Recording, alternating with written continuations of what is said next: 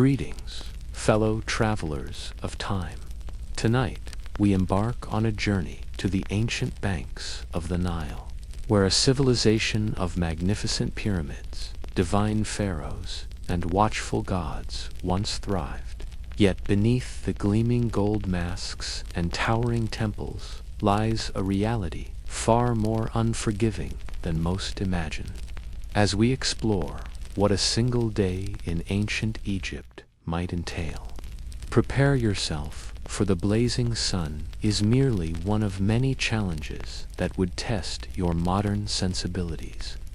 Before we begin our journey into antiquity, I invite you to like this video and subscribe if you find value in these historical sojourns. I'm always curious to know where in the world you re-watching from and what time your clock shows. It brings me joy to connect with fellow history enthusiasts across different time zones.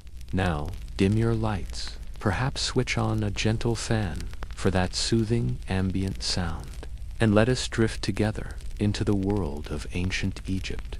Dawn breaks over ancient Egypt, land of majestic monuments, revered deities, and relentless solar intensity. As consciousness finds you, sunlight already pierces through your humble reed dwelling, behaving less like illumination and more like an aggressive deity demanding tribute.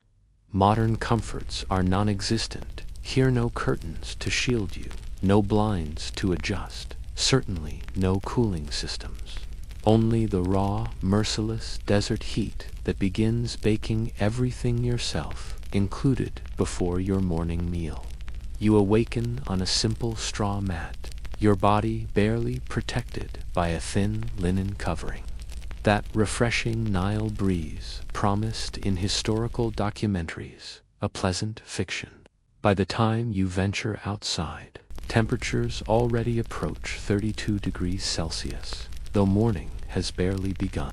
In ancient Egypt, the sun doesn't merely shin, it assaults. Your traditional linen garment offers little respite, functioning more as decorative suggestion than practical protection against the elements. Modern sun protection remains millennia away. No soothing aloe vera, no scientifically formulated sunscreens, not even a wide-brimmed hat with fashionable insignia. While wealthy Egyptians and temple workers enjoyed protective oils, common citizens resorted to more primitive methods, perhaps a coating of mud or, as historical records suggest, crocodile excrement to prevent becoming completely scorched. The effectiveness of such methods remains questionable at best.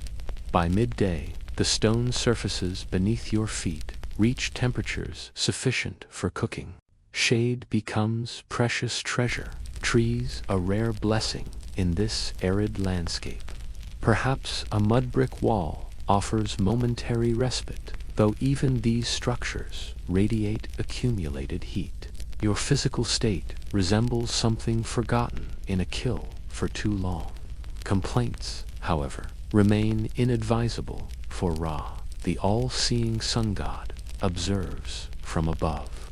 In this ancient society, solar phenomena represented not merely meteorological events, but divine authority incarnate. The Nile, your primary bathing source, serves all Egyptians, yet somehow maintains its status as acceptably hygienic.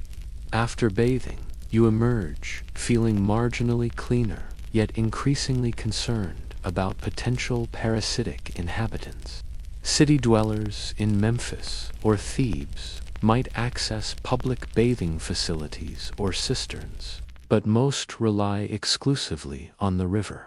Privacy remains an unknown luxury. This communal bathing area accommodates families, neighbors, various livestock, and curious ibises investigating your ankles as though rent-paying residents.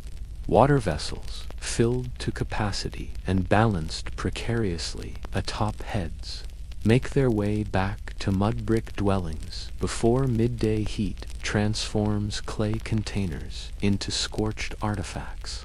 This daily water gathering represents something simultaneously spiritual, essential, and somewhat harrowing. The sacred Nile sustains you, providing hydration, cleanliness, and nourishment. Yet we must acknowledge its dual nature, part life-giving miracle, part biological hazard, and entirely indispensable to your existence. Having completed your ablutions in the crocodile-populated Nile and scrubbed your body to a state of relative cleanliness, your sun-baked form now requires sustenance. Prepare for breakfast, theoretically, the day's most important meal, though certainly its least impressive culinary experience. Adjust your expectations accordingly. No delicate egg preparations, no assortment of fresh fruits, absolutely no chilled coffee, beverages. The morning meal in ancient Egypt represents less a gastronomic occasion and more a pragmatic refueling necessity. Seating arrangements prove basic: a low stool, if fortune favors you. Otherwise, a simple squatting position, like your neighbors. The central component of your meal, bread in abundance, dense, coarse-textured, with a consistency reminiscent of weathered footwear, crafted from emmer wheat or barley, and baked in rudimentary clay ovens potentially shared with local rodent populations. Sand frequently appears uninvited in your portion, not as deliberate seasoning, but as inevitable byproduct of stone grinding methods. Consider it your daily mineral supplement. Following bread comes beer, though nothing resembling modern craft brewing. This beverage presents as thick, cloudy, lukewarm liquid sustenance, more akin to porridge than contemporary ale. Calorie-dense and mildly fermented, it resembles a medieval nutrition beverage, with subtle notes of sour grain and survival necessity. Even children partake not from cultural permissiveness, but practical safety, as the brewing process eliminates waterborne pathogens far more effectively than the aforementioned Nile, essentially an ancient microbiological showcase. If particularly fortunate, your meal might include an onion or several dried dates accompanying your bread and beer foundation. Protein appears only if someone successfully caught fish and chose preservation over immediate raw consumption. While consuming your stone-like bread and grain-based beverage, flies circle persistently for them. Your breakfast represents an invitation to feast. You alternate between swatting insects and securing your cup, attempting not to contemplate that this likely represents your finest meal of the day. Breakfast in ancient Egypt isn't merely sustenance, it's functional fuel. This modest meal provides just enough energy to survive until your next portion of sand-dusted bread arrives. Having consumed your gritty loaf and murky beer, you've achieved the minimum threshold of functionality. Now, the demanding workday begins. Unless you've somehow attained the coveted status of scribe, priest, or royalty, statistical improbability for most your occupation consists entirely of physical exertion and dust. No climate-controlled environments, no refreshment intervals, no ergonomic considerations, simply perspiration, sand, and the omnipresent risk of heat exhaustion before midday. As a farmer, dawn finds you knee-deep in fertile Nile silt, extracting weeds or sowing barley beneath the watchful eye of an overseer whose primary communication technique involves shouting. Consider it confirmation of proper technique. For laborers, the situation becomes truly monumental. Envision transporting multi-ton stone blocks for temple construction beneath the merciless sun. Safety regulations are non-existent. Should you stumble, that's a fractured ankle met with indifference from your supervisor. Assigned to tomb construction, You've entered an entirely different realm of physical endurance chiseling limestone, excavating burial chambers for individuals who will enjoy eternal rest while you continue your daily struggle. Your employment security might involve a sealed chamber and hieroglyphic malediction. Women face equally demanding circumstances. Domestic responsibilities constitute genuine physical labor, grinding grain, transporting water, weaving linen, nurturing children, while still assisting with agricultural tasks. Your respite occurs during those fleeting moments when an infant briefly sleeps. While preparing the evening meal, you eat hastily between tasks. You blot perspiration with your garment. Maintaining momentum is essential. Deceleration means falling behind, and lagging behind means someone else receives your grain allocation while you bear the consequences. There exists no concept of concluding the workday. The sun serves as your overseer. When it finally descends beyond the horizon, you return home barely conscious, coated in dust, longing for more comfortable footwear and a less demanding solar deity. It represents a complete physical commitment to survival. Day after relentless day, until your body surrenders or your supervisor determines you no longer merit sustenance. Yet this hardly represents the most challenging aspect. After exhausting yourself in fields or quarries, you might feel tempted to express dissatisfaction. Perhaps something inconsequential or casual. This occupation is unpleasant, or what purpose does this serve? Refrain immediately. In ancient Egypt, voicing complaints isn't merely discouraged, it potentially constitutes treason. He embodies divinity itself. The pharaoh isn't merely a fortunate individual born into privilege or selected through consensus. He represents the human manifestation of Horus, offspring of Ra, divinely appointed to govern Egypt and maintain cosmic harmony. Perhaps your devotional practices were insufficient. Questioning his authority isn't merely impertinent, it's sacrilegious. Speaking disparagingly could result in corporal punishment, imprisonment, or premature transition to the afterlife without your essential funerary provisions. His visage appears ubiquitously, adorning statues, temple facades, coinage, even bread molds. His name resonates through ceremonial chants. As a commoner, your closest proximity might involve glimpsing a gilded ceremonial boat during religious festivals. Blink, and the moment vanishes. He returns to an inaccessible palace, surrounded by officials, guardians, scribes, and sufficient wealth to finance an entire civilization, which, intriguingly, he effectively does. Should you secure employment on a royal project, perhaps a tomb, temple, or colossal statue, you serve with divine gratitude. At least, that's the official narrative. You echo this sentiment because pretending to feel honored while carving stone for 14 hours daily represents a safer alternative than expressing authentic feelings.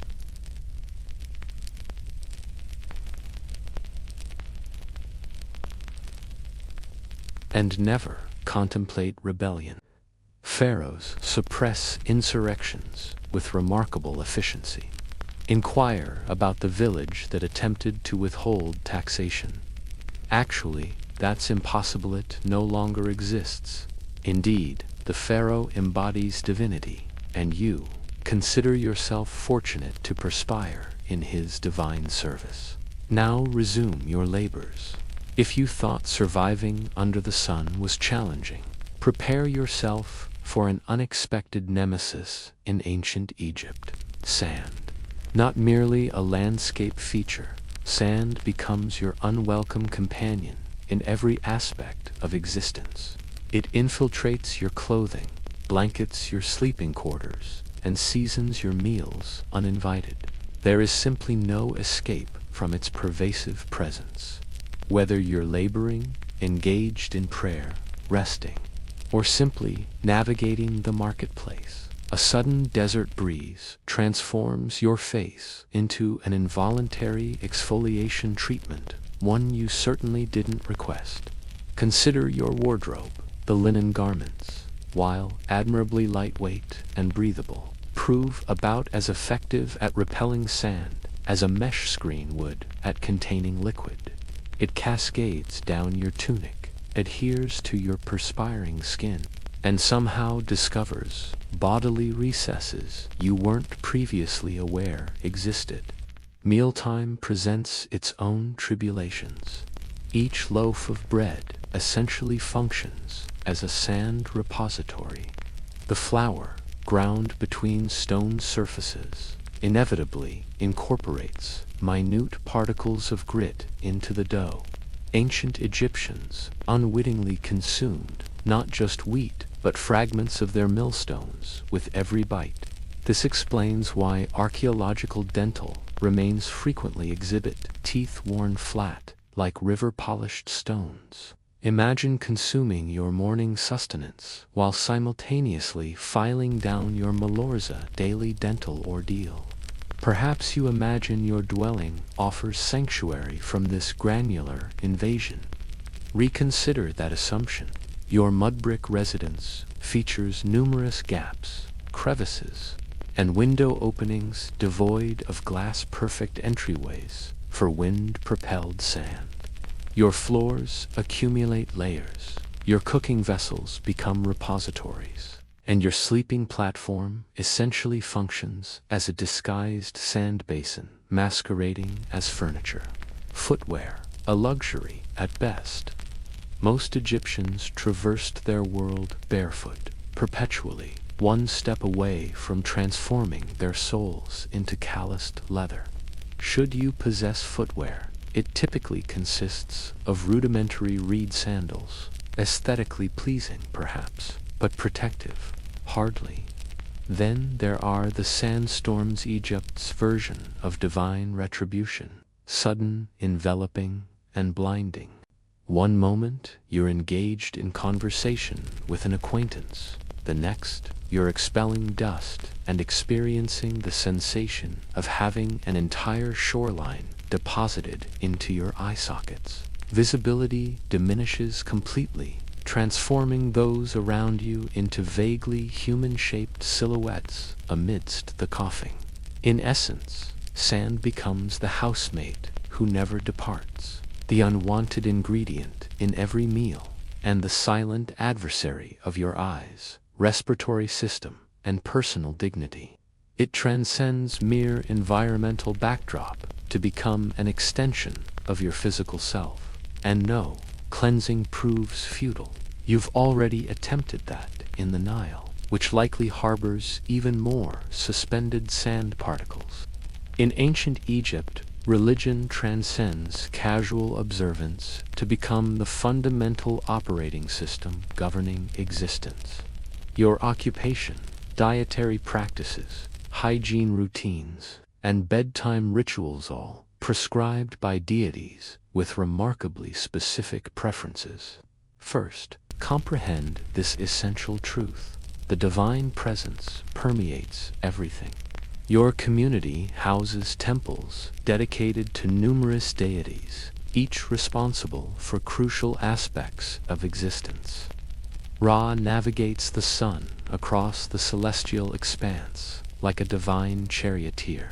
Thoth, Sobek, part crocodile and wholly terrifying, guards the life-giving Nile. Meanwhile, Bastet, the feline goddess, essentially manages divine public relations, personal autonomy, a foreign concept. Your daily existence revolves around appeasing these divine entities. Upon waking, express gratitude to Ra, pour a libation of beer, offer apologies to Hathor, stub your toe, curse softly, lest you attract the attention of a vindictive spirit. Before consuming meals, offer portions to the gods. Before retiring, entreat Set, deity of chaos, not to plunge your household into metaphysical disorder overnight. Even funerary practices involve elaborate multi-day ceremonies where the deceased must navigate tests, evade malevolent entities, and demonstrate moral worthiness or risk eternal obliteration.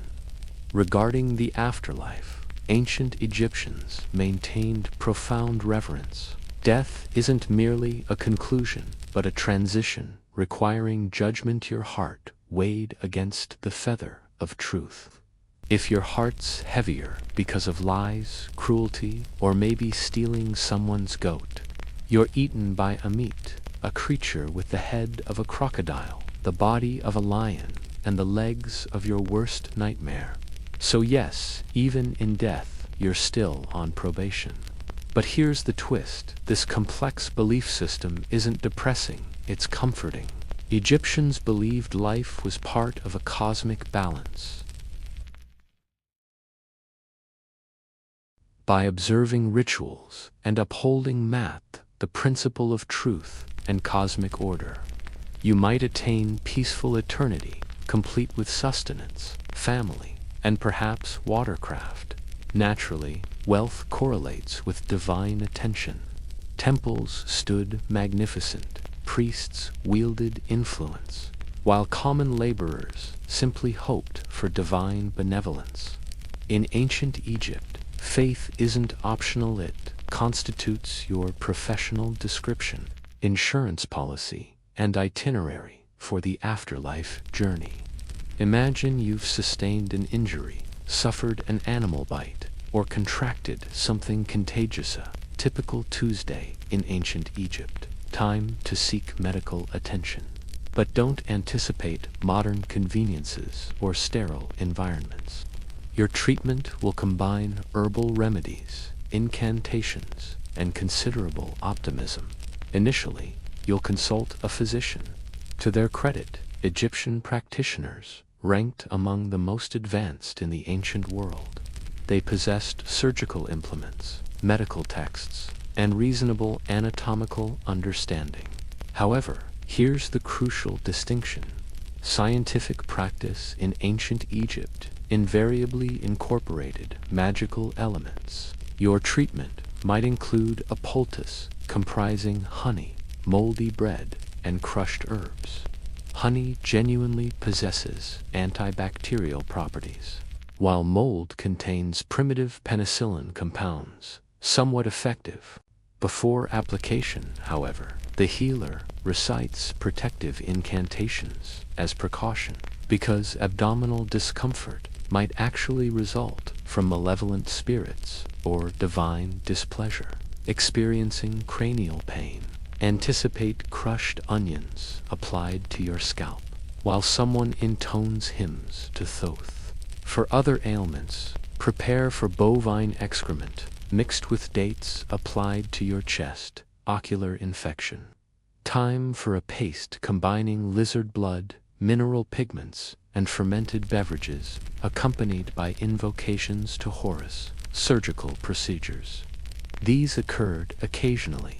Abscesses were drained, fractured bones realigned, wounds sutured with linen thread.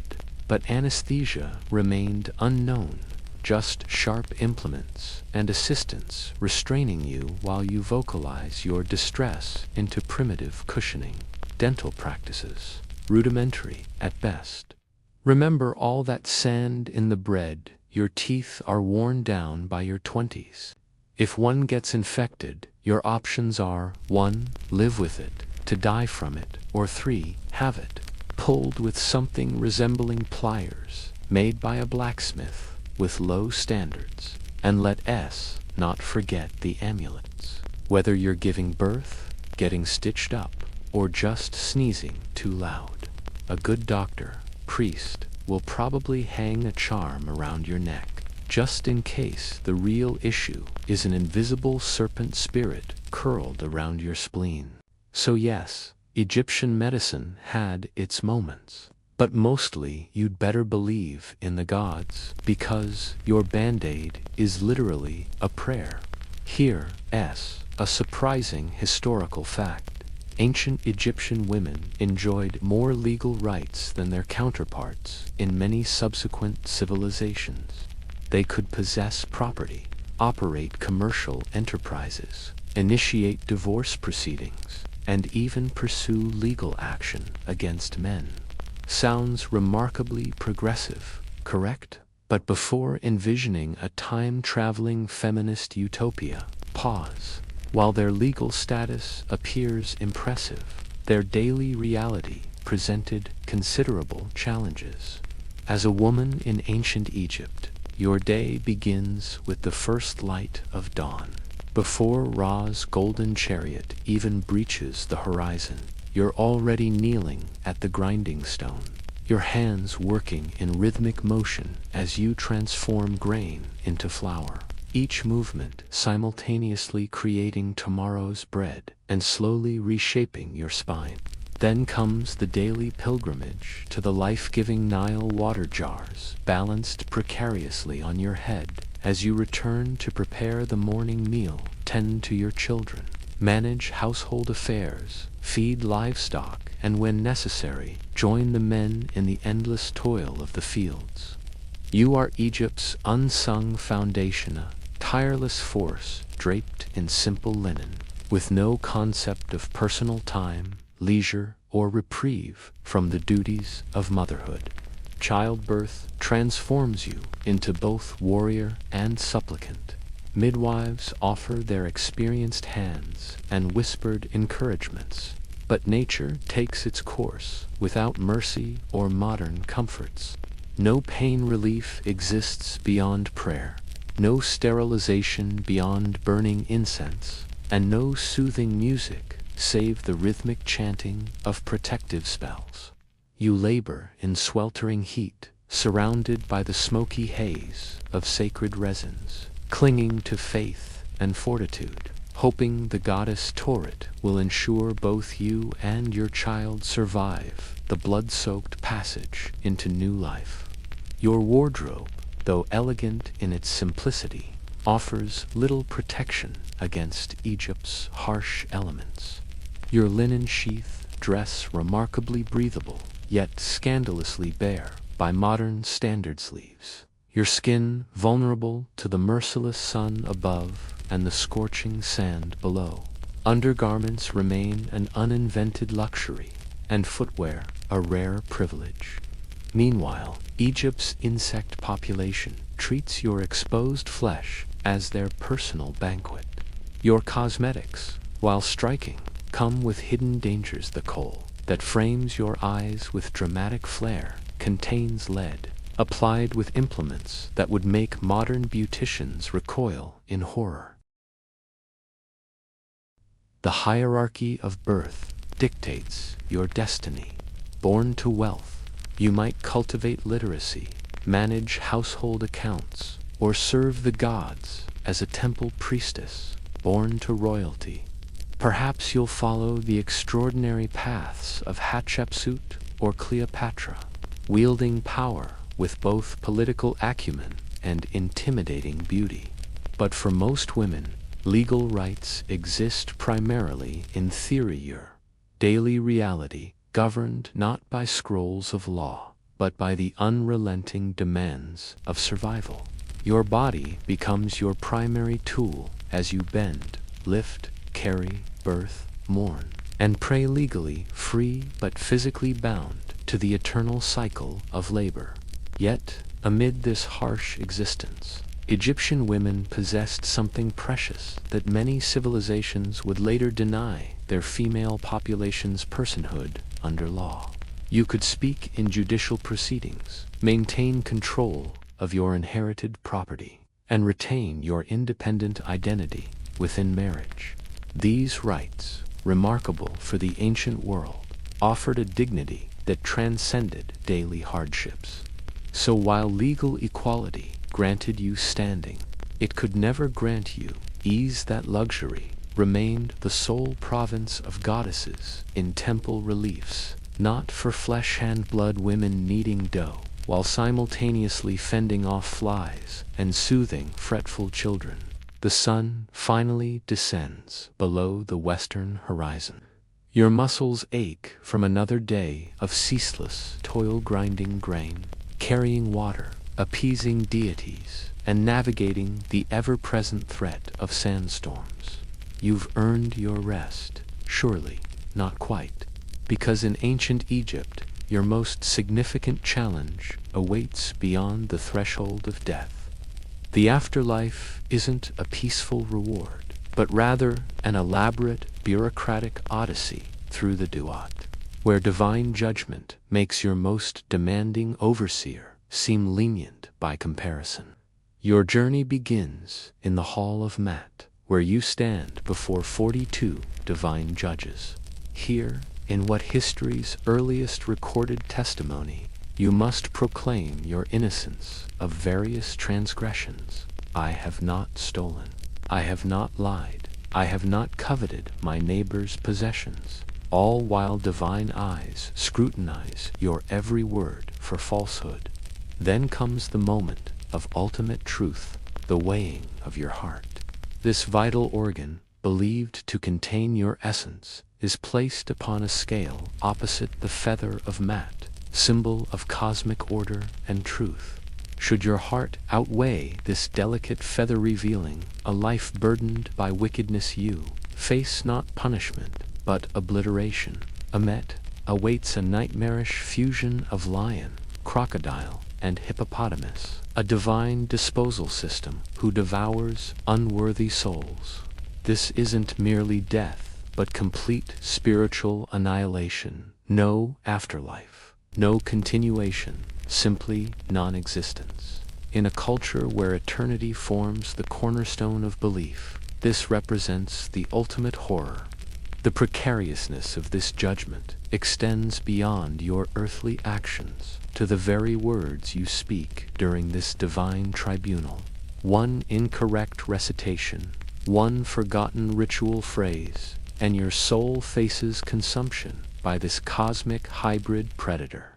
It's an examination where preparation matters as much as moral character. Spiritual assessment where technical errors carry the same weight as ethical failures.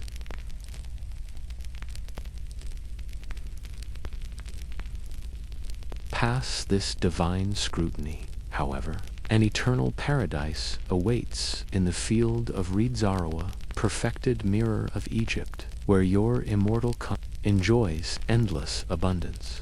Here you'll sail celestial waters, tend perfect crops, reunite with loved ones, and experience an existence mercifully free from the omnipresent sand fleas of mortal Egypt. But the stakes surrounding this transition explain why Egyptians invested so heavily in funerary preparations, why tomb walls were covered with spells, why books of the dead were painstakingly copied, and why families sacrificed resources to ensure proper burial. These weren't merely traditions, but spiritual insurance policies, complete with magical formulas and practical advice such as proper etiquette when encountering underworld guardians. So while the promise of a beautiful afterlife beckoned, it remained conditional, requiring both moral rectitude and ritual precision. One blasphemous utterance, one neglected offering, one forgotten prayer, and instead of eternal paradise, you become Amit's next meal. With these cosmic stakes, is it any wonder sleep might prove elusive? If ancient Egypt granted one small comfort amid its myriad challenges, that blessing was undoubtedly linen. This remarkable plant-based textile Ubit's signature fabric clothed everyone from lowly peasant to divine pharaoh. Its lightweight, breathable properties offered merciful relief from the relentless desert heat, allowing skin to respire while providing modest coverage. This represents the singular luxury in an otherwise austere existence. Unfortunately, this textile triumph marks both the beginning and end of ancient Egyptian comfort. regardless of occupation, whether farmer tilling fields, builder raising monuments, priest serving deities, or merchant hawking, wears your wardrobe, maintains remarkable consistency. Men don simple kilts or loincloths, while women wear straight, sleeveless sheaths, occasionally secured by shoulder straps. Social hierarchy manifests in fabric quality rather than variety. The elite might display pleated linens, colorful beadwork, or intricate patterns, while commoners make do with plain white garments that gradually transform to grayish hues between infrequent washings. Laundry itself becomes a perilous endeavor, scrubbing garments in Nile waters while maintaining vigilant watch for lurking hippopotamuses, creatures responsible for more human deaths than any other African animal. Footwear remains a luxury rather than necessity. Most Egyptians navigate life barefoot, with sandals woven from reeds or crafted from leather, reserved for ceremonial occasions or priestly functions.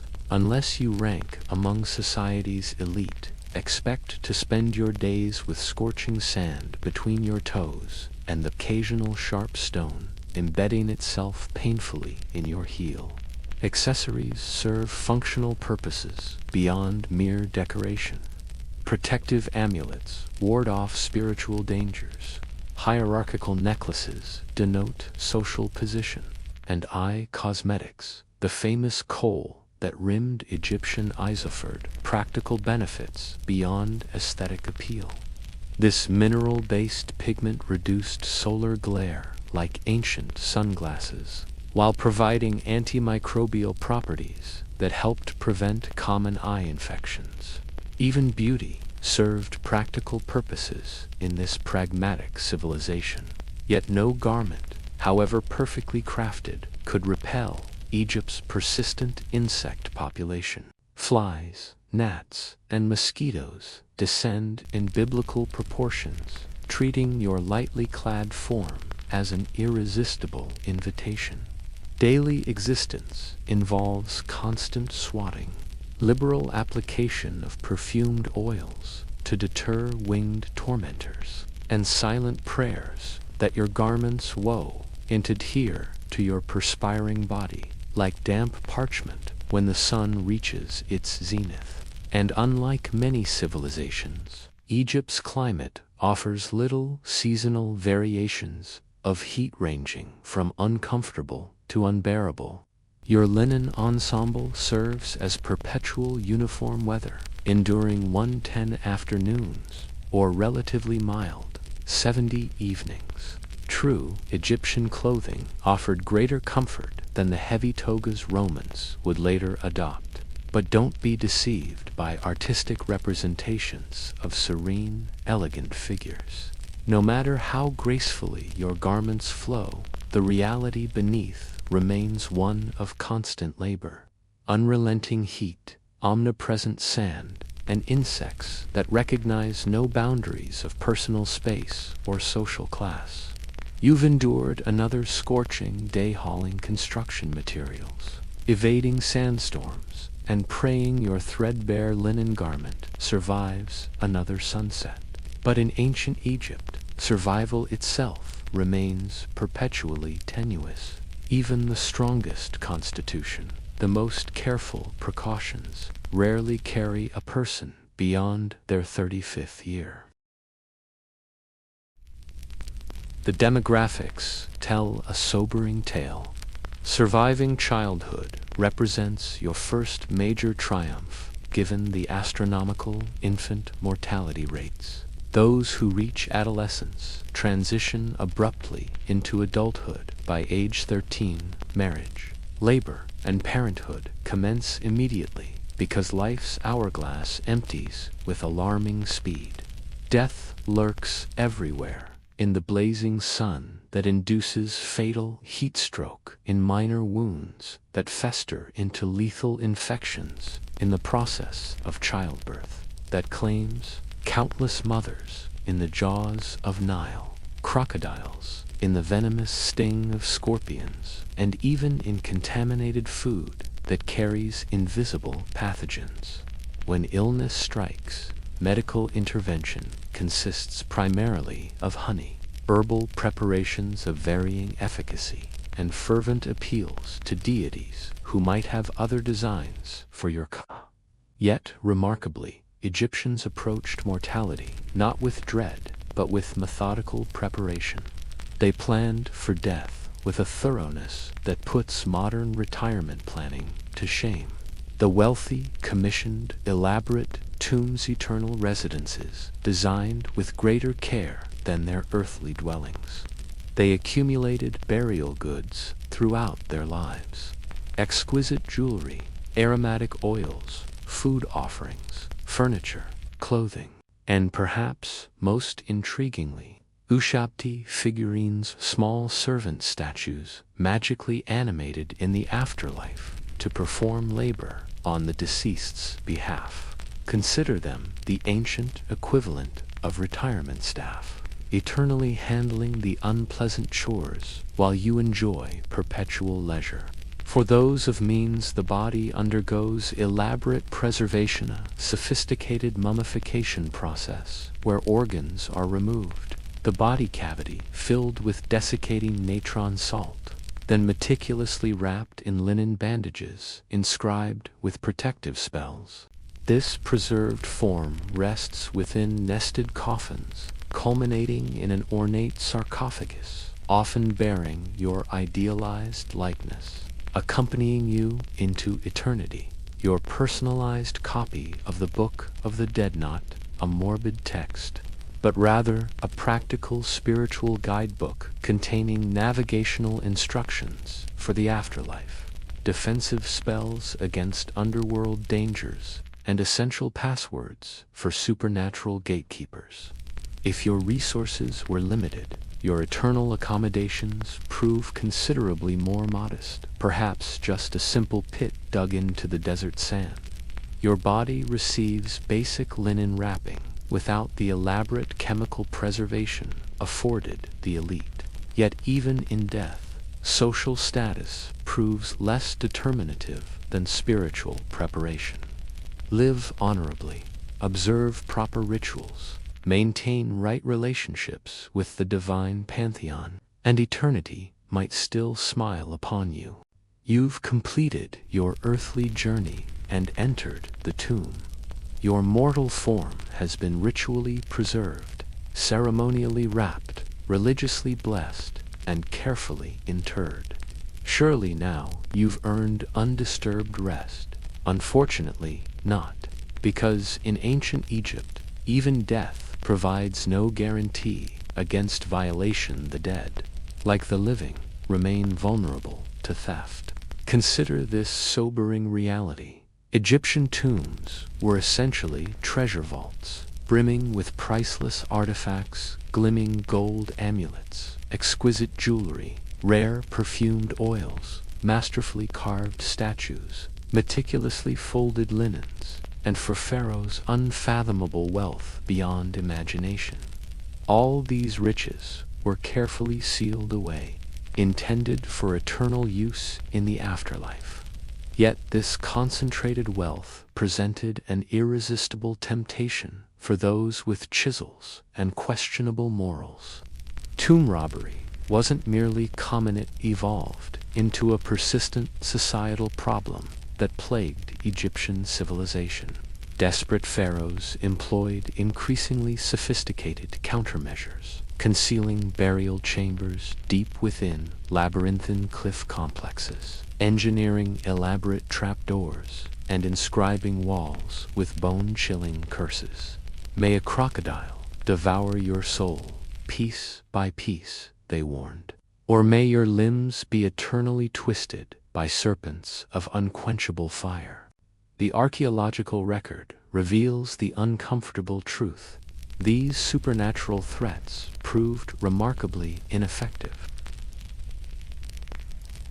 Tomb raiders arrived regardless, under cover of darkness, shrouded in secrecy, armed with insider knowledge.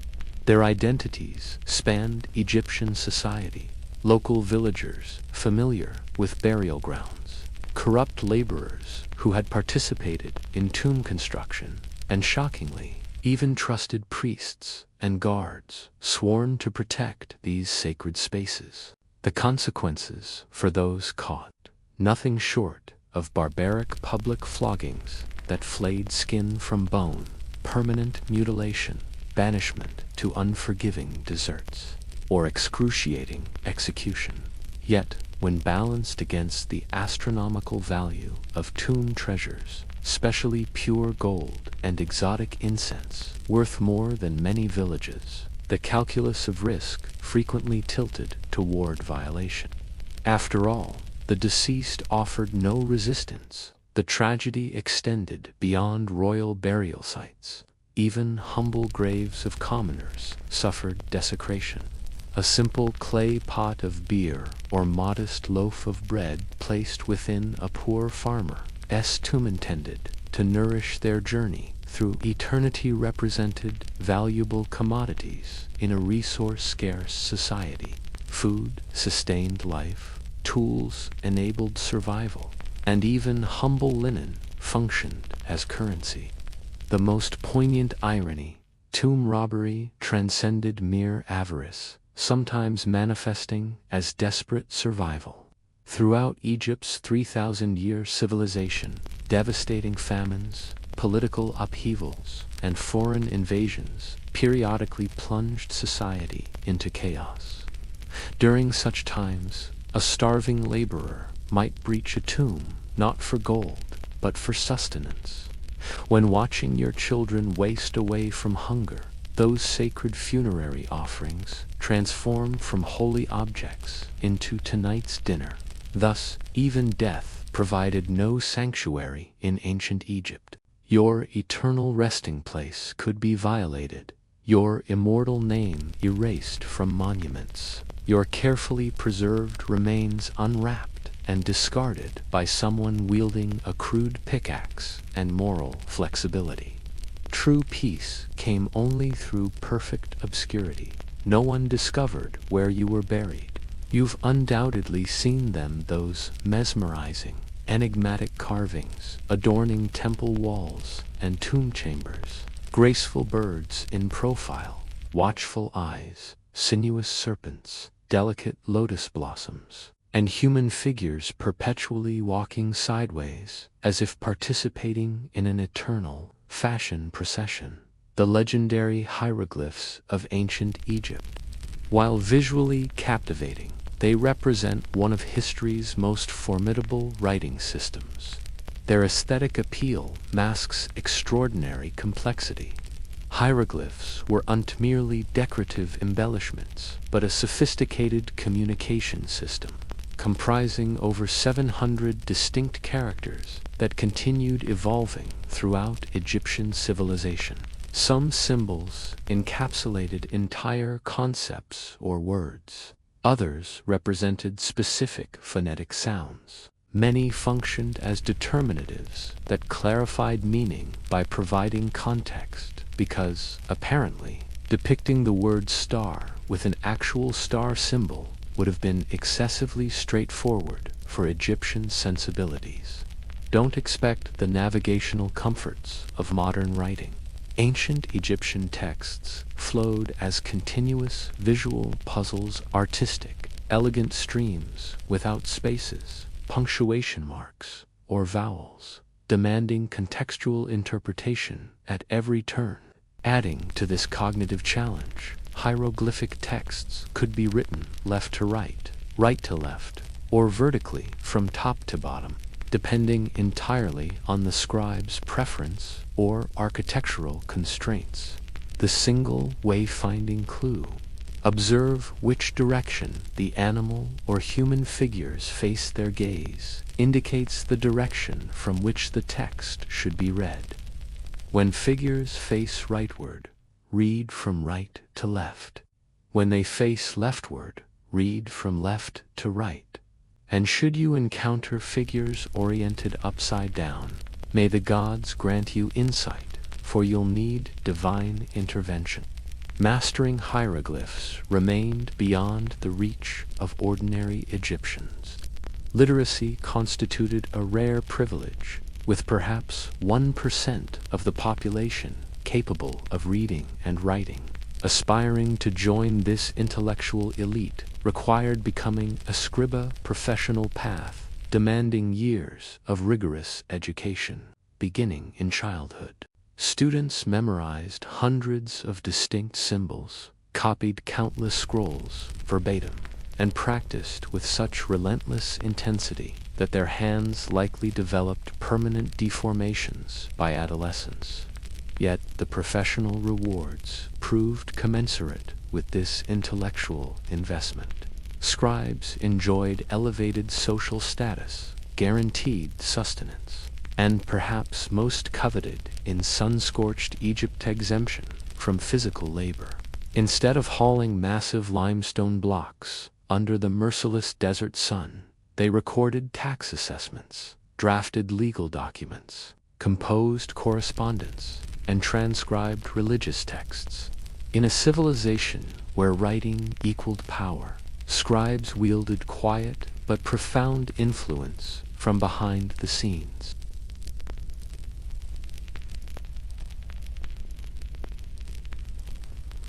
For the common Egyptian, writing wasn't just functional, it was magical in the truest sense. Hieroglyphs pulsed with sacred energy. Inscribing someone's name wasn't mere record-keeping. It preserved their very essence, their ka, and to erase that name. Not simple vandalism, but complete spiritual obliteration. In a world where symbols bridged the mortal and divine, perfect spelling wasn't just academic, it was existential. Though hieroglyphs might resemble ancient emoji to our modern eyes, they functioned more like a cosmic puzzle box, a linguistic Rubik's Cube interwoven with myth, mathematics, and mystery. Visually stunning, undoubtedly, accessible to learn, emphatically not. After exploring 14 chapters of blistering heat, gnawing hunger, omnipresent sand, labyrinthine superstitions, and bone-crushing labor, we arrive at the inevitable question: could you survive even one day in ancient Egypt? Let's be candid, probably not. The ancient world is easily romanticized. Gilded sarcophagi, air perfumed with lotus blossoms, elegant hieroglyphs, animal-headed deities, and an obsession with order and beauty. But turn your attention now to Teotihuacan, where archaeologists made a chilling discovery. Not merely scattered remains, but over 200 bodies, many decapitated, hands bound behind their backs. These young warriors were buried as ritual sacrifices with mathematical precision. Some were interred with obsidian blades at their sides, others adorned with necklaces crafted from human teeth or jewelry fashioned from jawbones. These weren't careless burials. They were carefully choreographed statements, each body positioned with deliberate symbolic significance. This was no ordinary burial ground. It was a cosmic message, a divine transaction etched in stone and sealed with blood. What belief system could justify such horror? What entity demanded such a harvest of lives? The Temple of the Feathered Serpent transcended mere religious architecture.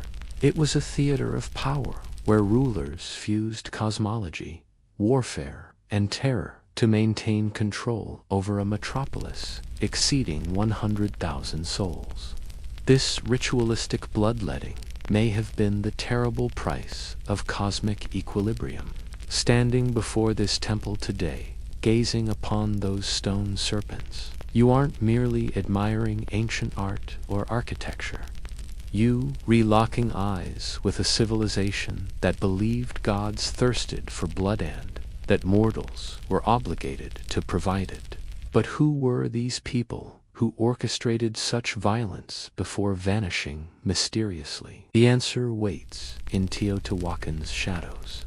Before the Aztec Empire rose to dominance, before Maya astronomers carved their cosmic calendar into stone, there stood a city unparalleled in the ancient Americas, Teotihuacan.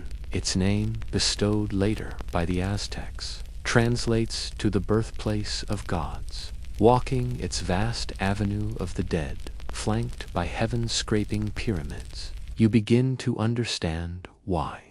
At its zenith, around 100 to 250 CE, Teotihuacan sprawled as a metropolis exceeding 100,000 inhabitants, rivaling contemporaries like Rome, Alexandria, and Chang'an in both scale and influence. This wasn't a city that evolved organically, it was meticulously engineered. Broad boulevards, gridded streets, multi-family apartment compounds, and multi-level structures hewn from volcanic stone. At its heart rose three monumental pyramids: the Pyramid of the Moon, the Pyramid of the Sun, and the Temple of the Feathered Serpent. Consider the profound paradox. What deity embodies both serpent and bird? Serpents navigate the underworld, shedding skin in eternal cycles of rebirth, embodying duality and death. Birds soar through celestial realms, closer to the sun, representing transcendence, divinity, and life-giving breath. To merge these opposites, earthbound and skyborn, death and life, chaos and order, was to forge something cosmically significant, something terrifyingly powerful. The feathered serpent wasn't merely a god, he was the bridge between realms. Across the temple's facade, carved in deep relief, dozens of his likenesses stare outward, goggle-eyed, fangs bared, adorned with feathered headdresses. Some scholars believe these represent the deity himself, while others suggest they depict warriors or priests cloaked in divine regalia to signify authority. Either interpretation reveals their omnipresence. These serpent-bird hybrids cover the temple so thoroughly that the structure itself seems to breathe with divine presence. The feathered serpent transcended his role as celestial deity. He was intrinsically linked to sacrifice. Blood wasn't just an offering, it was cosmic fuel that kept the universe in motion. Quetzalcoatl, though remembered in later eras as a gentle, civilizing force, played a far darker role in Teotihuacan. His demands extended beyond maize and incense to life itself. Mythic accounts tell how he descended into the underworld to retrieve the bones of the dead and create humanity. But this life from death transformation required exchange. The gods sacrificed themselves for humanity, and humans were expected to reciprocate in kind.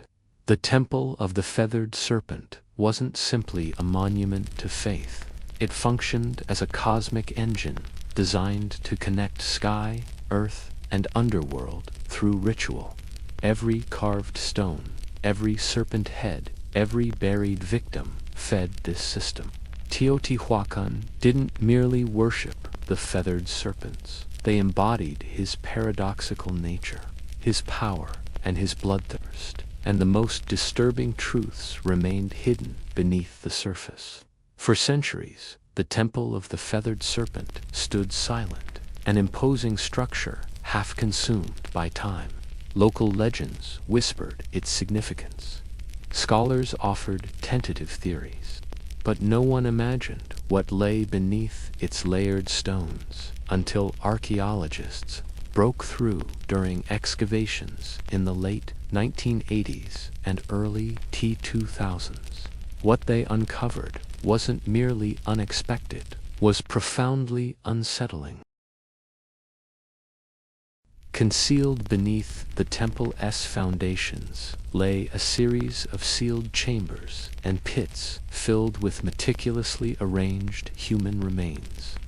These weren't chaotic casualties of warfare or disease. They were deliberate sacrifices, systematic, ritualistic, calculated. The The victims, numbering over 200, were predominantly young men between 15 and 25 years old.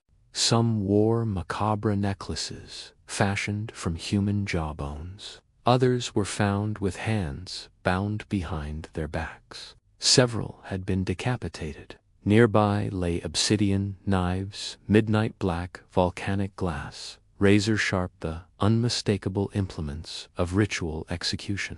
Here the narrative darkens further. The bodies weren't randomly deposited, but arranged in geometric and symbolic patterns. They were positioned according to quadrants and cardinal directions, possibly mirroring the cosmos itself. Even the precise number of bodies held significance. This wasn't arbitrary death, but death infused with cosmic meaning. Surrounding the victims lay offerings, jaguar bones, serpent remains, exotic shells transported from the distant Gulf Coast, figurines, and more. The Temple of the Feathered Serpent stands precisely along the Avenue of the Dead, anchoring it within a grand celestial blueprint. But what celestial alignments were they attempting to establish? Archaeologists and archaeoastronomers have debated this question for decades. Some propose the temple aligns with the equinox sunrise. Others suggest connections to Venus, the planet most revered in Mesoamerican civilizations, and frequently associated with warfare, sacrifice, and rebirth. Venus's risings and settings dictated when wars would be declared, offerings made, and temples activated through ritual fire. Even the temple's dimensions appear deliberately calculated. The number 7, corresponding to visible planetary bodies, repeatedly appears in its stepped platforms. The structure exhibits perfect symmetry, rhythm, and demonstrates a sophisticated understanding of both terrestrial mathematics and celestial cycles. Beneath the surface lie additional clues. In 2003, archaeologists discovered a tunnel running beneath the temple. This wasn't a crude passage, but a meticulously constructed subterranean realm. The walls once gleamed with powdered pyrite, a reflective mineral that would have scattered light like stars, combined with pools of liquid mercury and precisely aligned architecture. The tunnel appears designed to replicate the cosmos itself. To walk this passage would be like traversing the Milky Way, symbolic journey to the underworld, or perhaps toward rebirth. Could this temple have functioned beyond a site of sacrifice to serve as a cosmic machina, portal aligning earth, sky, and spirit realms? Some scholars believe Teotihuacan conceptualized time as circular rather than linear. Every ritual, building, and sacrifice wasn't an isolated event, but part of an eternal cycled death, enabling renewal. Sacrifice, fueling rebirth. The temple's celestial alignments may have helped predict astronomical movements, coordinate agricultural cycles, and, most importantly, determine the optimal timing for blood offerings. The Temple of the Feathered Serpent wasn't merely observing the stars, it was attempting communication with them. The Temple of the Feathered Serpent transcended its role as spiritual beacon to function as political instrument. Its very architecture was designed to overwhelm, to intimidate, to remind every observer, whether local resident or foreign visitor, who controlled Teotihuacan's immense power. Imagine standing in its shadow 1,800 years ago. As a visitor from a smaller city-state, you would arrive at the Avenue of the Dead, already stunned by the city's sheer scale. These weren't experiences to be passively observed or heard. They demanded participation. Communities gathered around sacred fires, beneath star-filled skies, within caverns where echoes transformed the very air into vibration. These ancient rhythmic patterns evolved into an emotional language: joy, grief, warning, hope, all expressed not through words or symbols, but through patterned sound. Before humans crafted the first delicate flute or plucked the earliest string, the drum already echoed across our ancient landscapes. This primal instrument anchored our ancestors in time, shaped their sacred rituals, and transformed scattered individuals into cohesive tribes. The drum didn't merely accompany human evolution, it facilitated it, becoming humanity's first instrument and perhaps our earliest form of collective identity. From the rainforests of Africa to the Arctic tundra, our ancestors universally created objects to strike, surfaces to beat, rhythms to mark life's pivotal moments.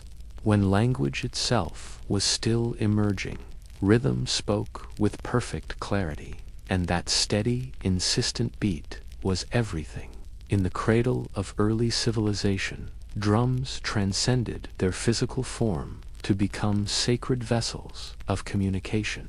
Each culture across the globe developed distinctive rhythms, yet their fundamental purpose remained remarkably consistent: to bridge the gap between the living and the unseen realms. In Africa, birthplace of some of history's earliest drums, rhythm intertwined inseparably with the cycles of life, death, and ancestral connection.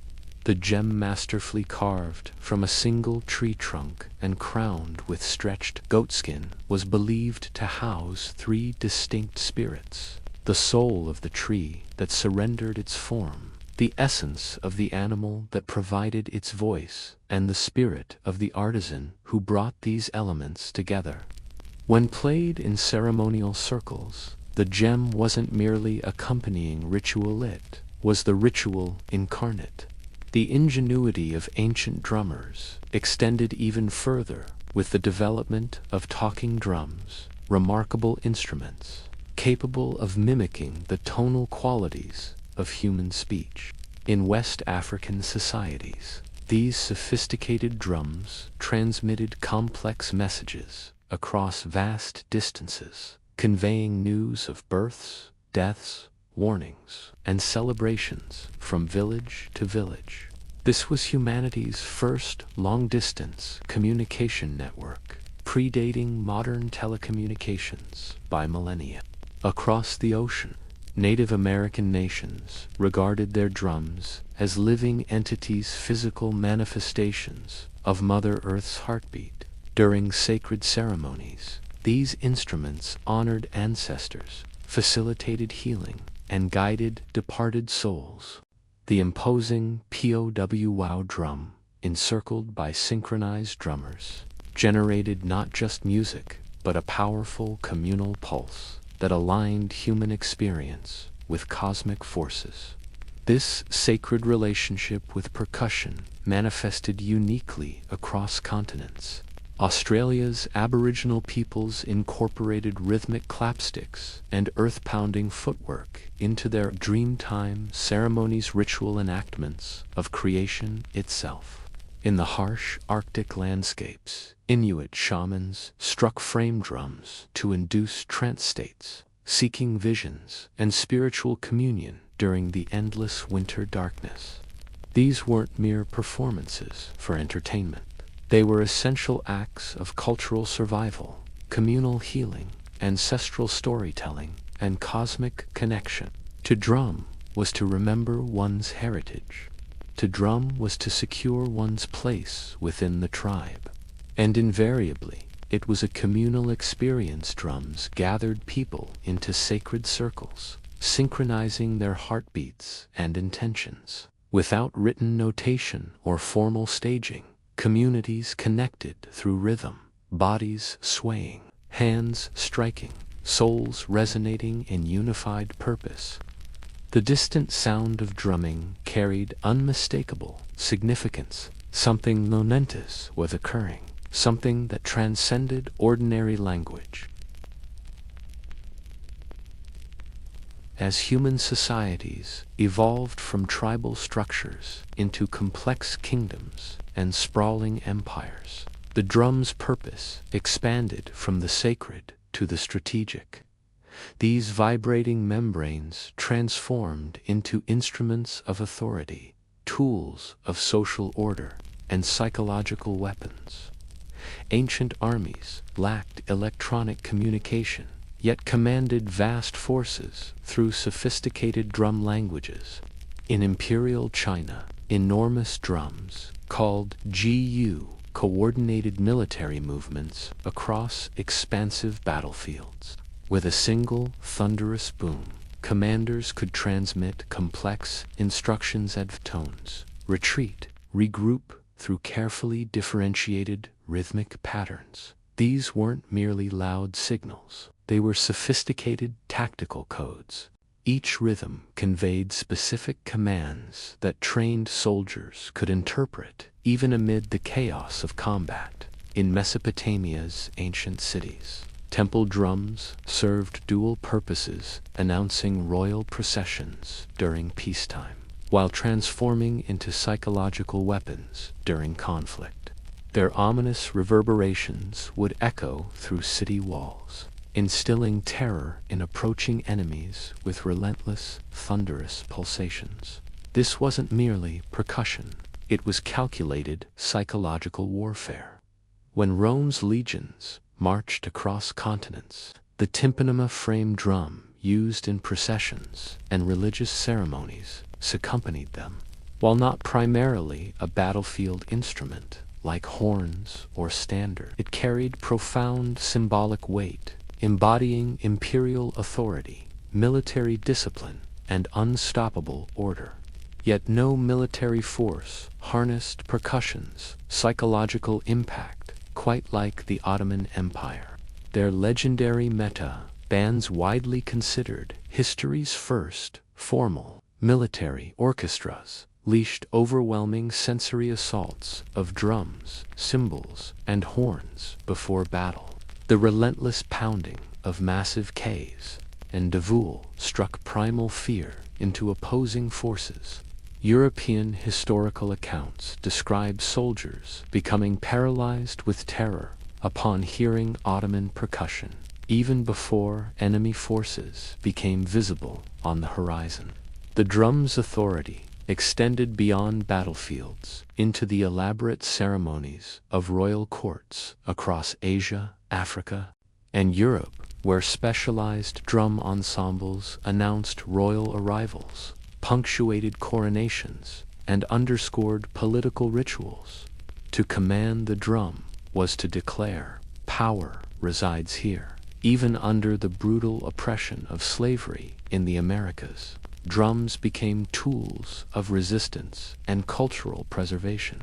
On plantations, enslaved people maintained African rhythmic traditions that preserved their heritage and sometimes coordinated rebellions through coded beats. Despite efforts to silence them, drums continued speaking their defiant truth, whether proclaiming divine authority, enforcing military discipline, or instilling raw fear.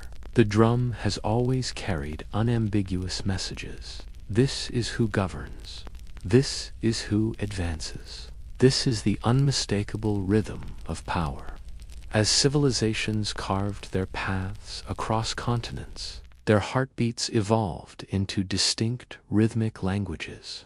The East and West developed divergent, percussive traditions, each beautiful, each powerful, each telling a unique story of humanity's relationship with rhythm. Though separated by vast oceans, these traditions shared one fundamental truth: the drum speaks when words cannot. In India, the tabla transcended mere instrumentation to become divine conversation. Its crisp tones and eloquent grace notes weren't simply played, they were spoken. Each intricate fingerstroke carried a name, a syllable, a precise meaning in an ancient vocabulary of sound. The tabla master didn't merely perform, they articulated centuries of tradition through their fingertips, crafting poetry without words. After decades of rigorous training, these musicians became fluent in a language where rhythm and meaning were inseparable, true linguists of the beat. Japan's mighty taiko drums commanded both reverence and awe. These ceremonial giants demanded not just musical skill, but warrior-like discipline. Taiko drummers moved with the precision of martial artists, their postures as important as the sounds they produced. During Shinto festivals, these thunderous drums didn't just fill mountain valleys with sound, they transformed the air itself, sending vibrations that were believed to scatter malevolent spirits and summon deities from their celestial realms to walk among mortals. Indonesia's kendang guided the mesmerizing, interlocking patterns of gamelan orchestras like a cosmic conductor. Within sacred temple compounds, these drums dictated the flow of dancers and musicians alike, weaving complex tapestries of sound that mirrored the Javanese understanding of universal harmony. These weren't simply performances. They were sonic representations of the cosmos itself, ordered, cyclical, and eternally balanced. Across the world, in Europe, drums initially served more practical purposes. Medieval European percussion primarily marked military movements, signaled town announcements, and maintained discipline in formation. It was until the sophisticated courts of the Renaissance and ornate cathedrals of the Baroque era that drums found their place in formal music. Even then, they remained largely supportive, providing thunder beneath trumpet, fanfares, or solemnly punctuating sacred music in vast stone sanctuaries.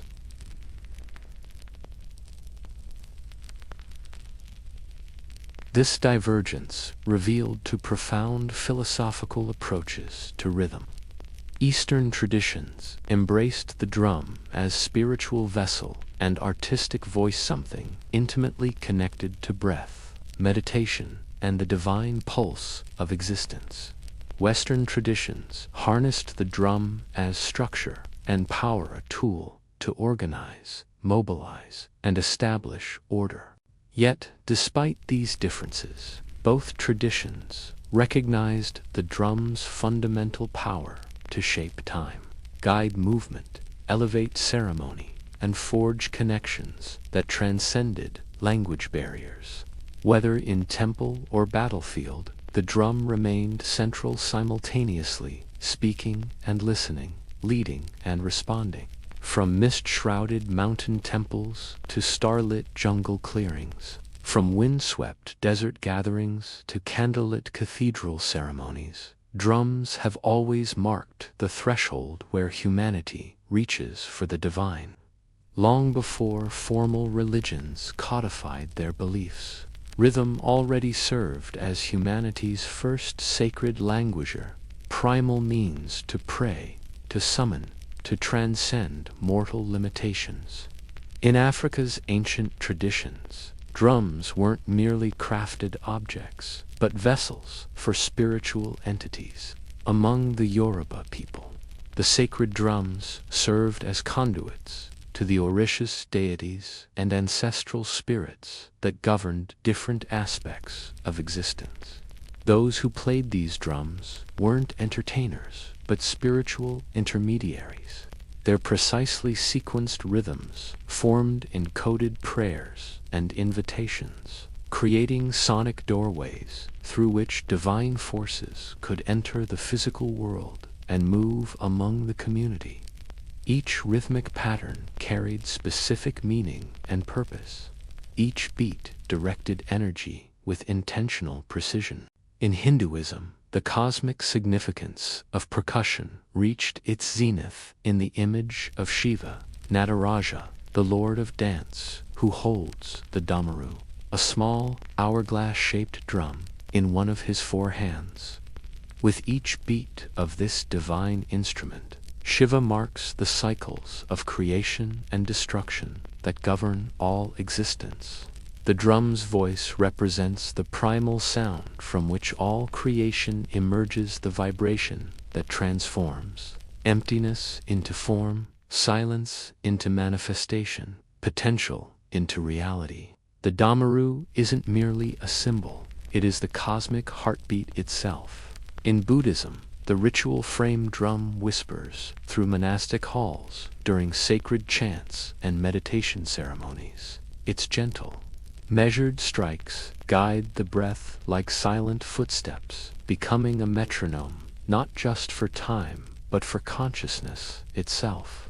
Unlike its louder cousins, it seeks not to announce, but to invite, teach, soft tap, a gentle reminder to wandering minds. Return to this moment, this breath, this now. The simplicity belies its profound purpose. Each resonant touch ripples through silence, creating space for enlightenment.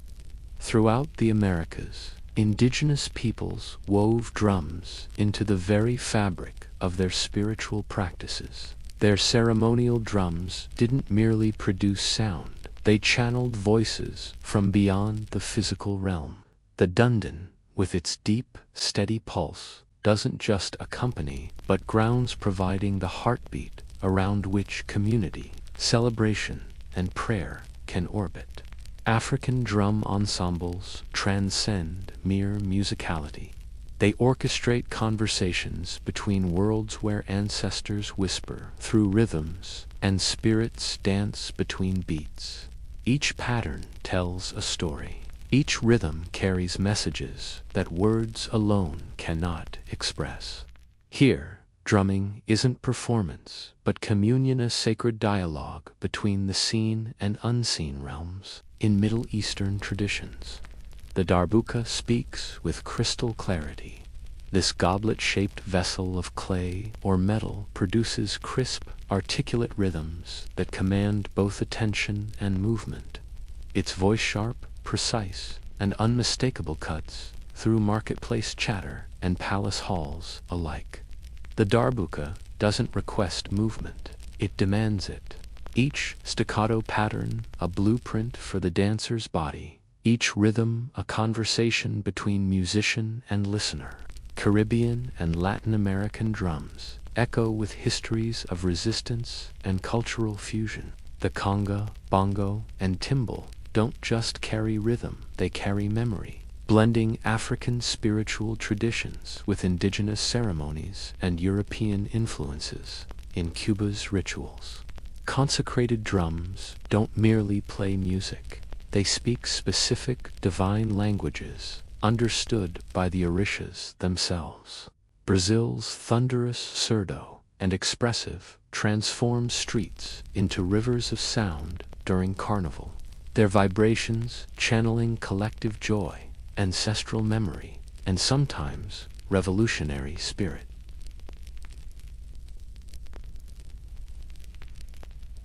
India's percussion traditions achieve mathematical precision and emotional depth simultaneously. The mridangam and tabla aren't simply beaten, they're spoken through, with complex finger techniques producing sounds so nuanced they blur the boundary between percussion and melodic expression. Each stroke carries not just sound, but meaning. Each pattern not just rhythm, but mathematical relationships refined over centuries.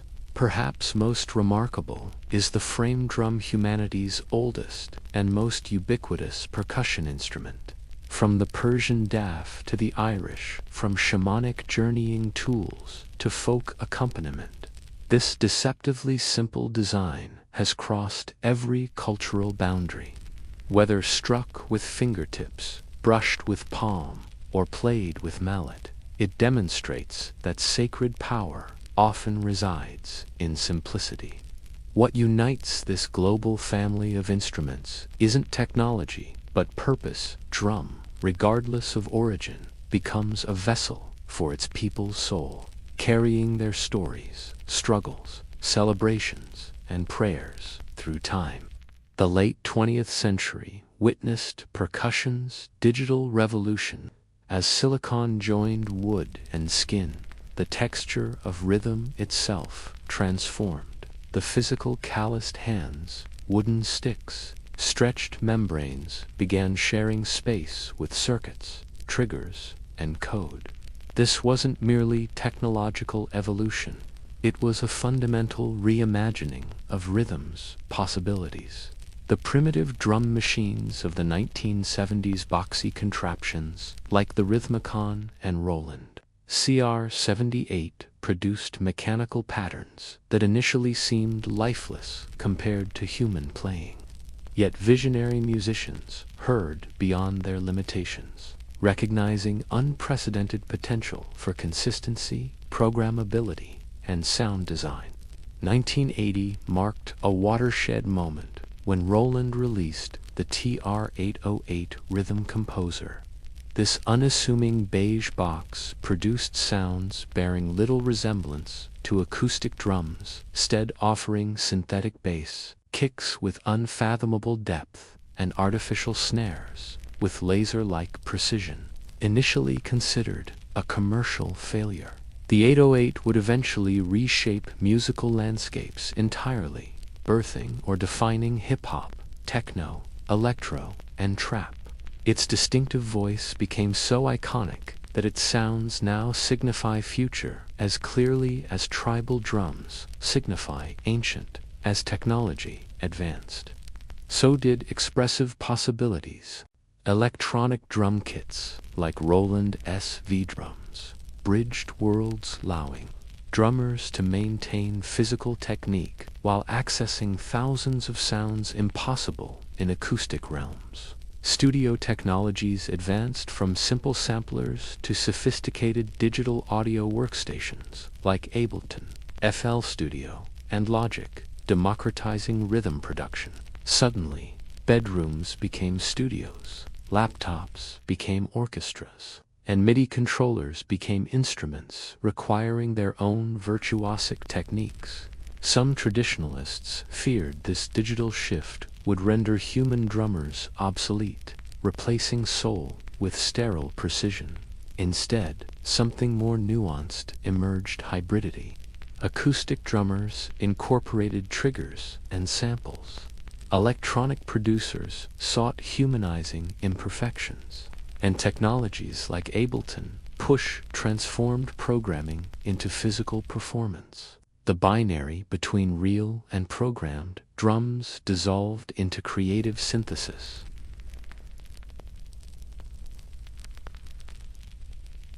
Today, we inhabit a world where ancient and futuristic coexist in perpetual dialogue. A single creator can summon rhythm traditions from across millennia, sampling African gems alongside 808 kicks, layering Brazilian batucada with algorithmic patterns. Ancient grooves find new expression in neon-lit clubs. Digital precision learns from hand-played imperfections, though instruments and interfaces have transformed dramatically. Rhythm's fundamental purpose remains unchanged: to move bodies, to shape time, to build community, and to make silence speak. Through the tapestry of time, across empires risen and fallen, and through every technological revolution, one constant remains: the drum, humanity's oldest and most faithful voice. From the primitive glow of ancient fire circles to the electric pulse of modern concert halls, from sacred ceremonial grounds to neon-lit digital dance floors, the drum transcends mere musicality. It forges connections between individuals, communities, and something far greater than ourselves.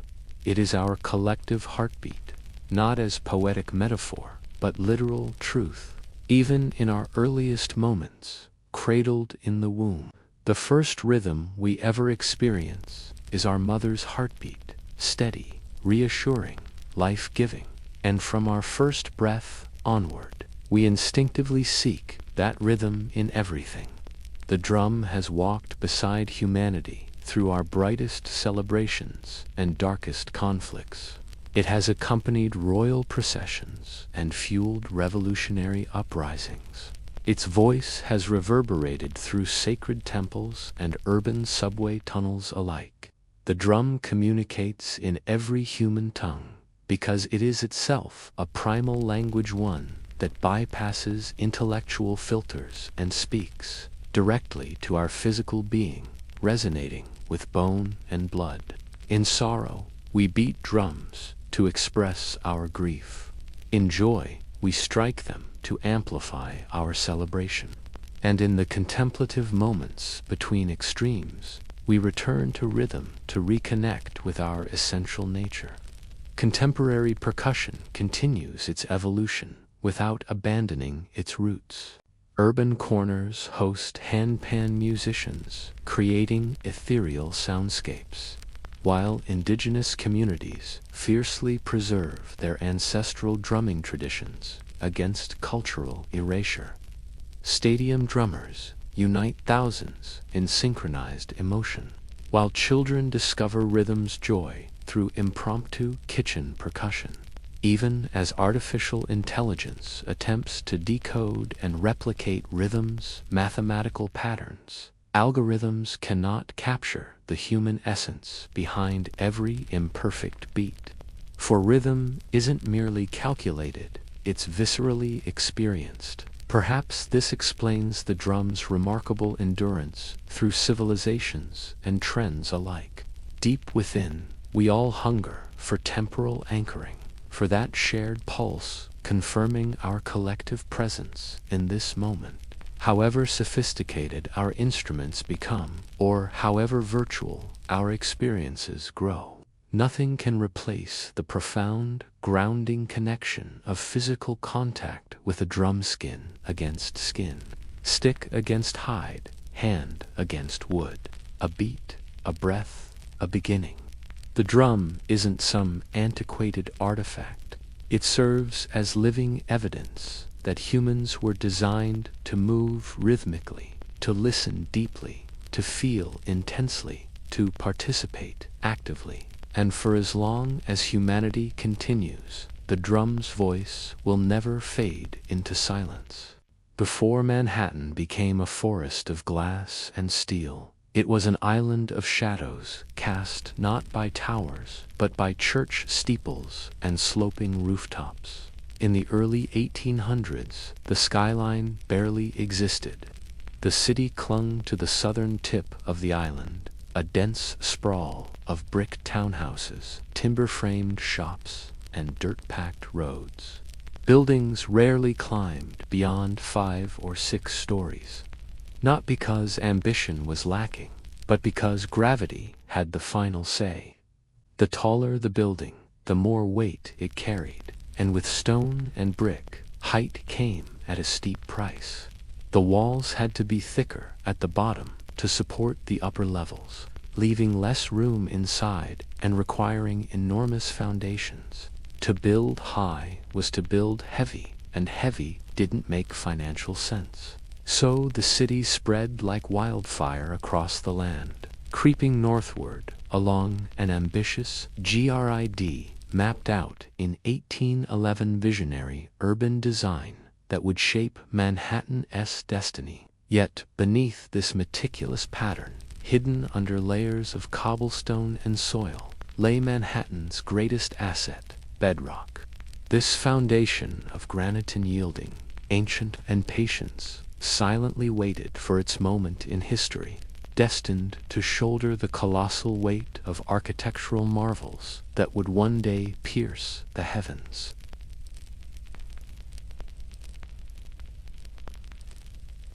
Early Manhattan pulsed with earthbound energy. The harbor teemed with sailing vessels, wooden piers groaned under cargo, and horse hooves created a constant percussion on narrow streets. Despite the island's growing prosperity, surging immigration, and commercial vigor, the city remained firmly anchored to the ground. The skyline was virtually non-existent. Churches stood as the only vertical challengers. with Trinity Church's soaring spire completed in 1846 and reaching 280 feet, briefly claiming the title of New York's tallest structure. Yet this ecclesiastical reach toward heaven was merely symbolic, a prelude to what would come. None could foresee that Manhattan's future silhouette would be crafted not from traditional materials, but through revolutionary iron and steel, guided by audacious vision. The city wasn't yet reaching for the clouds, but the foundation was set, the ambition kindling, and the island itself seemed to hold its breath in anticipation. For millennia, gravity ruled as Manhattan's uncompromising architect, keeping human creations modest in height, cities sprawling rather than soaring, and ambitions literally grounded. Then came the mid-19th century, with two revolutionary inventions that would shatter these limitations forever. The first conquered human movement, the second, structural possibility.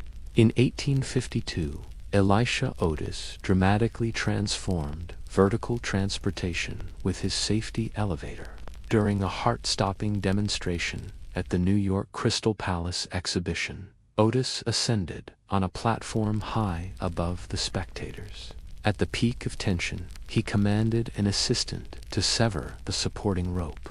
The crowd watched in horror, expecting catastrophe, but instead witnessed innovation. The platform jerked slightly, then locked securely in place, held by Otis's ingenious safety mechanism. In that breathtaking moment, the upper limits of architecture were forever redefined.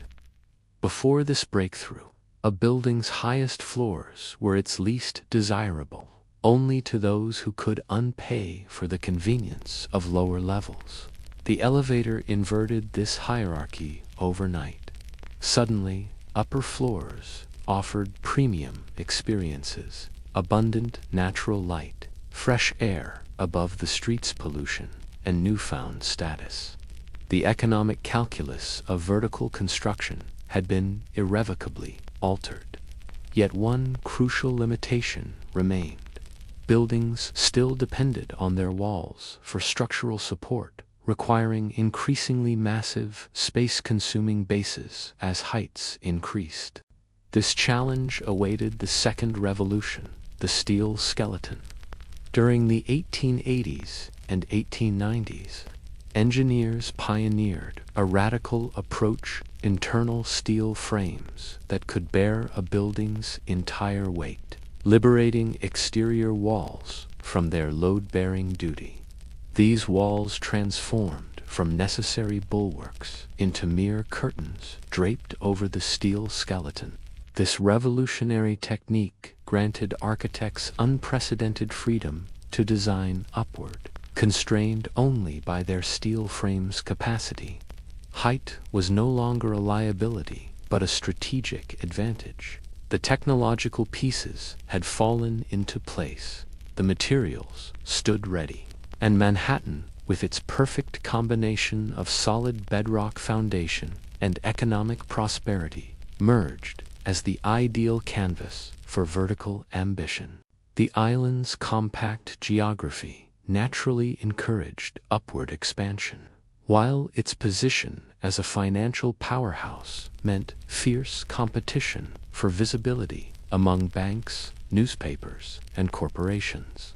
Everyone wanted their name etched against the clouds, visible from across the harbor, a permanent marker of their significance in America's commercial capital. The elevator made the sky accessible. The steel skeleton made the sky buildable. Together, they formed a revolutionary partnership that didn't merely alter architecture, they completely reimagined what a city could become. The race was about to begin, not spreading outward, but soaring upward. As the 19th century waned, New York City grew restless with its earthbound limitations. The metropolis yearned to touch the clouds. With every inch of ground claimed and streets teeming with humanity, the only direction left was up.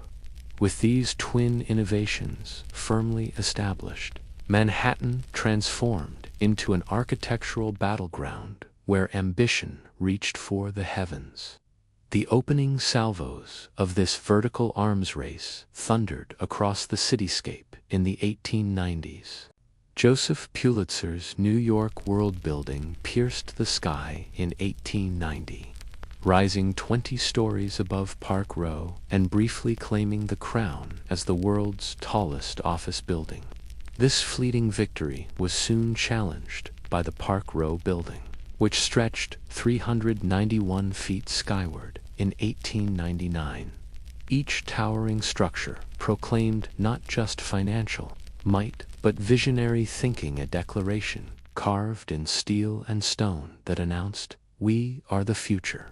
The city's profile began to bristle with these metal giants, the Singer building, a slender spire completed in 1908, soared to an unprecedented 612 feet, becoming the first structure to surpass Trinity Church's spire, which had dominated the skyline for over half a century. Yet even Singer's triumph proved temporary. In 1913, the Woolworth Building ascended to claim the throne. This masterpiece, crafted by architect Cass Gilbert and financed entirely in cash by retail magnate Frank W. Woolworth, climbed 792 feet through 55 stories of breathtaking neo-Gothic splendor. Christened the Cathedral of Commerce, the Woolworth Building wasn't merely tall, it was transcendent, an architectural psalm celebrating America's emergence as a modern power. But beneath the aesthetic achievement lurked something more primal, a commercial battle for supremacy. Corporations and institutions locked in fierce competition for the most imposing, distinctive structures, monuments that would immortalize their names against the blue canvas of sky. Each record-breaking height generated headlines. Each distinctive silhouette became instantly recognizable. The skyscraper evolved into the ultimate corporate signature, enduring, commanding, impossible to overlook. Driving this vertical revolution was the relentless pulse of progress. Steam shovels carved deep into Manhattan's granite foundation. Riveters pounded steel beams day and night, their hammers creating the percussion of progress. Immigrant laborers and ironworkers, the unsung heroes of height, balanced precariously on narrow beams, hundreds of feet above the street, with nothing but courage and determination between them and oblivion. The skyline was no longer an architect's dream. It was a rising reality, redefining the very identity of the city.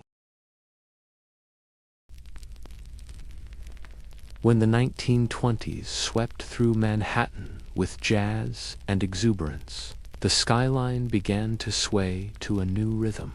Architecture ascended beyond mere height into the realm of style. The Jazz Age infused steel and stone with unprecedented elegance, transforming New York's vertical landscape into a celebration of movement, light, and vitality.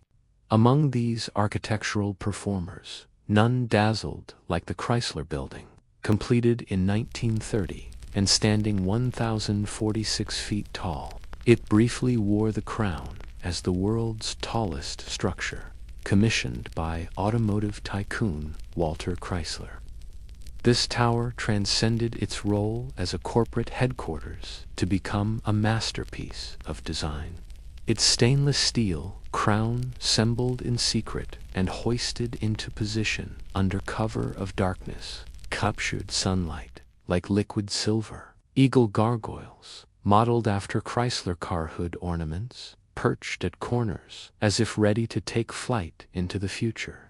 With its sensuous curves, distinctive chevron patterns, and machine-age embellishments, the Chrysler Building didn't merely reach for the sky, embraced it with artistic passion. Yet the competition continued, unabated. Just blocks away, an even more ambitious colossus was taking shape. The Empire State Building, completed in 1931, as the Great Depression tightened its grip on America, stretched 1,250 feet toward the heavens, seizing the title from Chrysler and holding it for nearly 4 decades. Constructed in a mere 410 days by thousands of workers battling elements and exhaustion, the Empire State wasn't simply a building, it was a defiant statement. New York perseveres. While economic hardship engulfed the nation, Manhattan continued its vertical ascent. Its architecture, embodying the era's contradictory spirit, refined yet bold, optimistic despite adversity. The Art Deco aesthetic captured this period's complex character, geometric precision married to graceful contours, thoroughly modern yet drawing from ancient inspirations. These were not merely functional structures, but sculptural achievements that transformed the night sky with their illuminated crowns, like beacons of possibility in dark times. Behind their ornamental facades lay profound purpose. These magnificent skyscrapers were commissioned by industrial titans and financial magnates who sought something beyond quarterly profits. They hungered for immortality, a permanent place in both the city's silhouette and in historical memory. By the time the 1930s drew to a close, Manhattan's profile had achieved its iconic form. The island had evolved beyond its role as America's financial heart. It had become a sanctuary of ambition, a skyline that didn't quietly suggest progress, it proclaimed it with architectural eloquence. In the aftermath of World War II, Manhattan's vertical landscape entered a more austere chapter. The ornamental flourishes of Art Deco gave way to clean lines of glass and steel. America had emerged as a global superpower, and New York served as the command center of this new empire. The skyline adapted to reflect this shift, not through decorative spires, but through monuments to efficiency and function. The United Nations headquarters, rising beside the East River in 1952, epitomized this new direction with its stark, rectangular glass tower flanked by lower marble structures. This wasn't merely construction. It was an architectural declaration about a new world order in the atomic age, setting the template for what would follow. Soon after came the Lever House and the Seagram Building, definitive expressions of the international style. These structures, with their glass curtain walls and exposed steel frameworks, embraced minimalism, stripped of ornamentation, devoid of sentimentality. They rejected historical references to cathedrals or palaces. Instead, they evoked the machine age, precise, efficient, and unapologetically modern. The Seagram Building, designed by Ludwig Mies van der Rohe, proved particularly influential. Its bronze-tinted glass, perfectly proportioned grid, and revolutionary open plaza introduced a new architectural language, not seeking to impress through embellishment, but to command through order, discipline, and authority. This represented corporate architecture at its zenith, austere, elegant, and powerfully restrained. As prosperity surged through America's veins, Manhattan's skyline stretched ever upward. Midtown transformed into the beating heart of corporate America, concrete and glass kingdom, where financial titans, media moguls, and legal dynasties established their vertical fortresses. These new architectural behemoths weren't engaged in a battle of aesthetic splendor, but rather a fierce competition for practical dominance, prime location, maximum square footage, and commanding presence against the horizon. The romantic flourishes of earlier eras, those soaring Gothic spires and watchful gargoyles, gave way to sleek, reflective monoliths. These glass giants stood as silent sentinels, mirroring not just passing clouds, but the very soul of Wall Street's ambitions. Yet, despite their austere simplicity, these towers spoke a powerful language. They narrated America's love affair with efficiency, precision, and relentless modernization, defining an era that would reshape urban landscapes worldwide. Beneath the cold gleam of steel and glass, the skyline maintained its symbolic power, though its voice had changed from a triumphant declaration to a confident whisper. By the late 1960s, though already an architectural marvel, Manhattan harbored greater dreams still. This vision manifested at the island's southern tip, where twin sentinels would soon redefine the very essence of New York's silhouette. Bold in conception, controversial in execution, and utterly unprecedented in form, the Twin Towers of the World Trade Center were poised to leave an indelible mark on both skyline and psyche.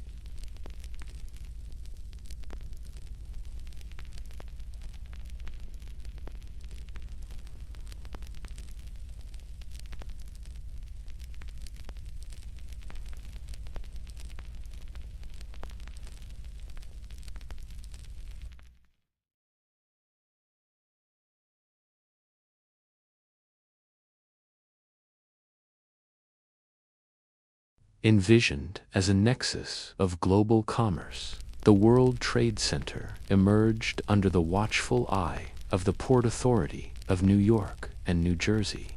Architect Minoru Yamasaki embraced radical minimalism for his twin colossi, austere vertical lines, aluminum skin catching the changing light, and breaking with architectural tradition, no setbacks, to create the traditional wedding cake silhouette. These twin giants would soar beyond 1,360 feet, dwarfing all predecessors and reshaping the relationship between earth and sky. Yet the project's ambition transcended mere physical height. It embodied an ideological statement about America's position in the global economy. Crystallization of capitalism, might rendered in aluminum and glass. The journey from blueprint to reality began in 1966, but not without sacrifice. An entire neighborhood, the vibrant electronic district, known as Radio Row, was razed to make way for the future. The engineering challenges proved formidable. The foundations required pioneering innovation in the form of the bathtub slurry wall, a revolutionary technique that allowed builders to dig deep into Manhattan's waterlogged underbelly, while holding back the persistent Hudson River. This invisible foundation represented one of the era's most remarkable feats of engineering. Ingenuity, hidden marvel supporting the visible wonder above. When the Twin Towers finally claimed their place in the skyline in 1973, critical reception proved as divided as the towers were identical. Architectural purists lamented their stark, utilitarian design, calling them sterile boxes, lacking the character and ornamentation that had defined New York's earlier architectural treasures. Yet to countless admirers, the towers projected something entirely different, pure, uncompromising presence. They did attempt to dance with the heavens like the Chrysler crown, or taper gracefully like the Empire State spire. Instead, they stood with unwavering confidenced wind, sentinels of certainty in an uncertain world, their parallel forms creating a visual stability that anchored the entire southern skyline. The World Trade Center quickly transcended its role as mere architecture to become a potent international symbol. It represented American economic might, global connectivity, and optimistic futurism. Visitors from every corner of the world ascended to its observation decks for breathtaking views, dined at the cloud-skimming windows on the World Restaurant, or simply gazed upward from the plaza below, necks craned in silent awe. For nearly 3 decades, these twin pillars dominated Lower Manhattan, their presence so commanding that they seemed to physically anchor the island, lending both symmetry and gravitas to the skyline. Though taller structures would rise in distant cities, none could match the iconic power of those twin silhouettes standing shoulder to shoulder against the Atlantic sky. The Manhattan profile had evolved once again, this time not through Gothic ornamentation or Art Deco flourishes, but through sheer monumental ambition. On that clear September morning in 2001, the Manhattan skyline was forever altered not by the measured pace of architectural evolution, but by sudden, devastating violence.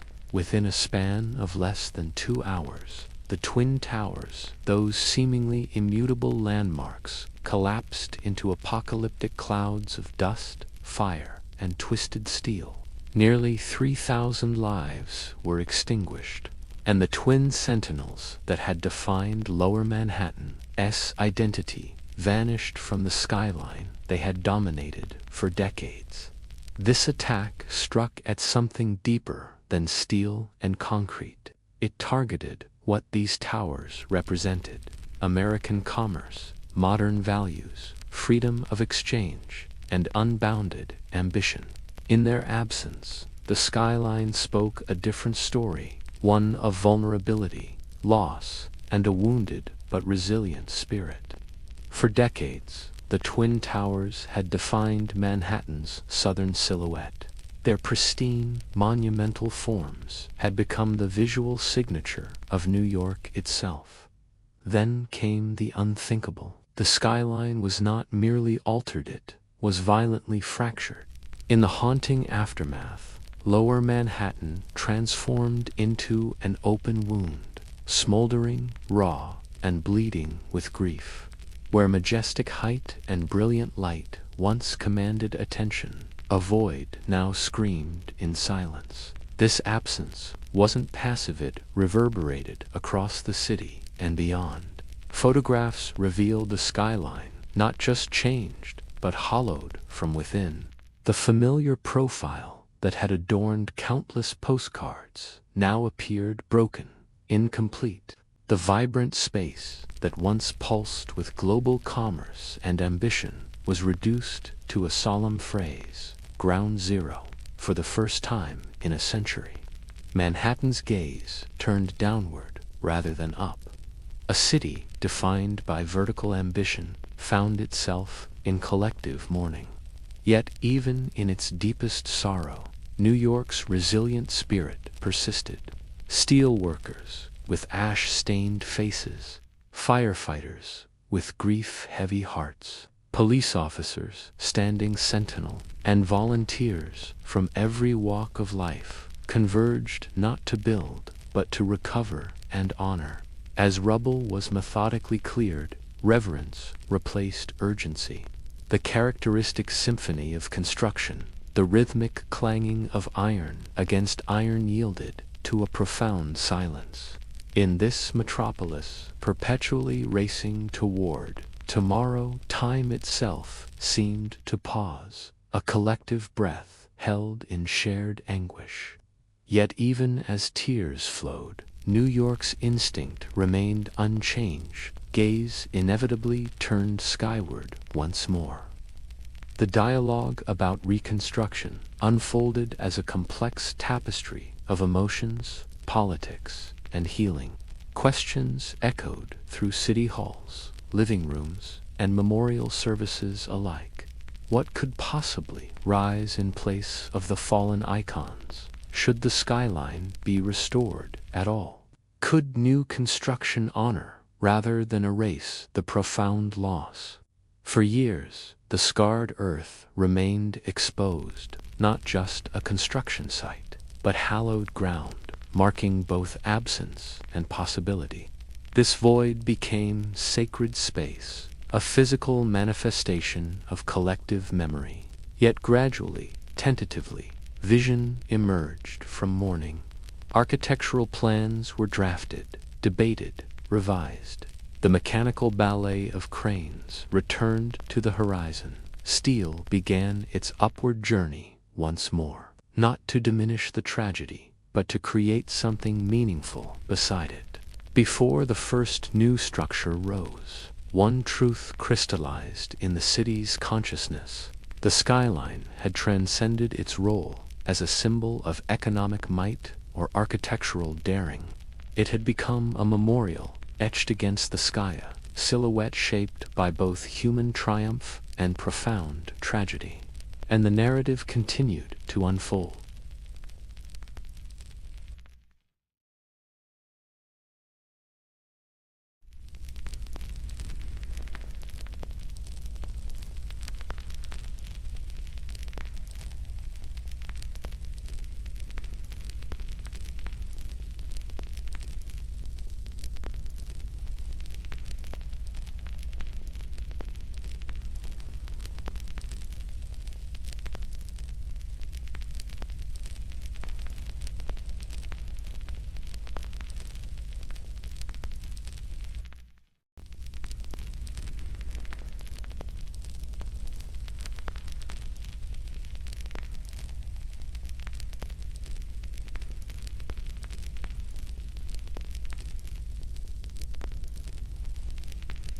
In the wake of devastation, this city, defined by its relentless pace and boundless ambition, found itself in an unfamiliar state of reflection.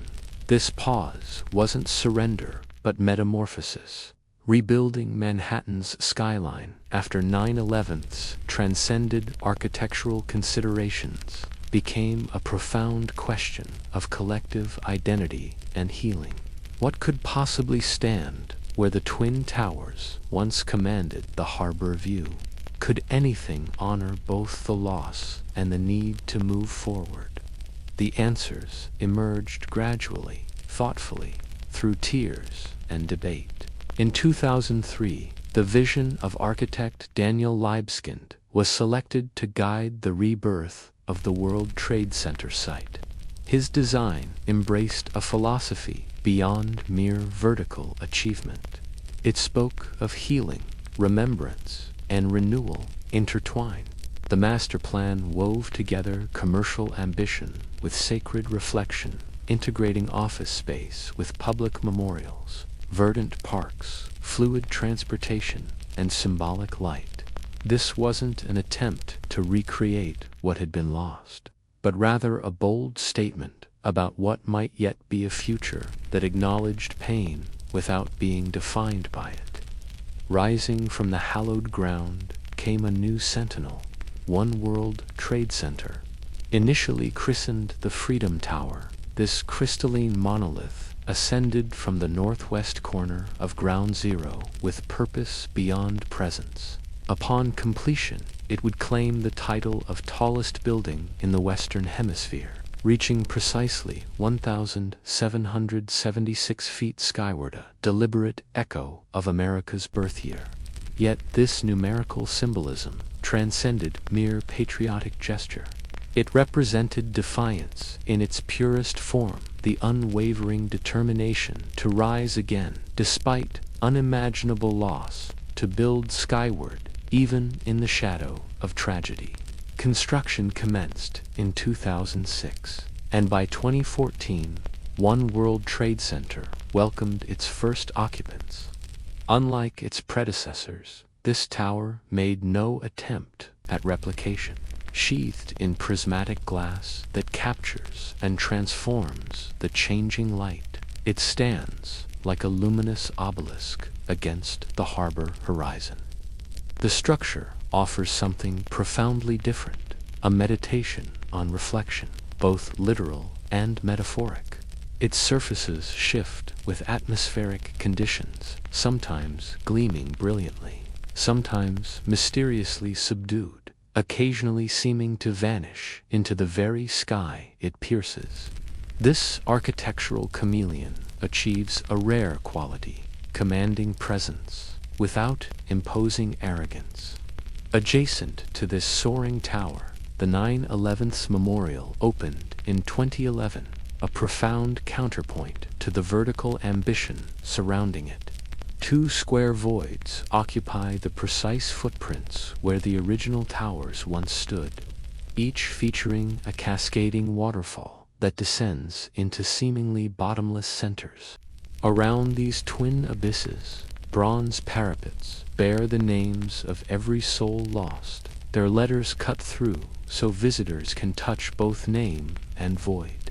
This is unto merely an element of the reconstructed skyline is, the emotional anchor of New York's collective soul. The reimagined skyline materialized gradually, with additional towers 3 WTC, 4 WTC, 7 WTC joining the composition. Each structure embodies sleek modernism with purposeful presence, together forming not merely a rebuilt district, but a transformed urban statement. In this evolution, New York demonstrated that recovery is not about replacement, but transcendence, honoring what came before, while courageously crafting what comes next. This rebirth whispered a universal truth to the world. You may bring a city to its knees, but you cannot prevent it from rising again. Today's Manhattan skyline transcends architectural significance. It stands as a living testament to human resilience, ambition, and the indomitable American spirit. No urban silhouette on Earth carries such emotional and symbolic weight. It's permanently etched into global consciousness, popular culture, and collective memory. With just a few simple strokes, anyone can sketch its instantly recognizable profile. Behind this iconic outline lies a rich narrative, tapestry tales of daring engineers who pushed technological boundaries, fearless ironworkers who danced across skeletal frameworks hundreds of feet above the streets, visionary architects who dreamed of touching clouds, and countless immigrants who crossed oceans to help manifest these vertical dreams. This skyline speaks of risk embraced, reward pursued, and reinvention embraced, echoing the perpetual evolution of New York itself. It remains gloriously unfinished, a work in progress that refuses completion. In recent years, Manhattan's vertical ambitions have shifted northward. Along the now famous Billionaires' Row, a new generation of super-slender residential towers has transformed the Midtown profile. Structures like 432 Park Avenue, Central Park Tower, and the pencil-thin 111 West 57th Street rise like crystalline needles above the city's Central Park. These engineering marvels, some with width-to-height ratios of 1:24, stand as testaments to technological prowess, designed to withstand powerful winds while offering unparalleled views to the ultra-wealthy. They have sparked passionate debate. Critics condemn them as vertical monuments to economic disparity, while admirers celebrate their audacious engineering and aesthetic boldness. Meanwhile, on Manhattan's western flank, the ambitious Hudson Yards development has conjured an entirely new neighborhood from former railway lands of forest, of gleaming towers housing corporate headquarters, luxury residences, and cultural venues where train cars once stood. The skyline now stretches westward toward the Hudson River, responding fluidly to the city's evolving economic landscape and aspirations. Yet, even as Manhattan reaches ever higher with new architectural statements, it cradles its heritage with reverence. The Empire State Building still transforms nightly with illuminations that celebrate holidays, causes, and cultural moments. The Chrysler Building's Art Deco crown continues to catch the first light of dawn with metallic brilliance. And One World Trade Center stands in solemn dignity, both memorial and affirmation. This skyline doesn't merely preserve its past, it integrates history into its ongoing narrative. More than any single monument or cultural institution, it is this distinctive silhouette that captures New York's essence. It represents not just physical form, but philosophical meaning, a vertical testament to humanity's perpetual drive to ascend through economic cycles, wars, natural disasters, and collective trauma. It reflects millions of individual stories behind countless illuminated windows, a constellation of human experience rendered in steel and glass. The Manhattan skyline doesn't simply mark urban boundaries, it traces the contours of human possibility. Because in this remarkable city, the sky has never represented a limit. It's merely the foundation for the next floor.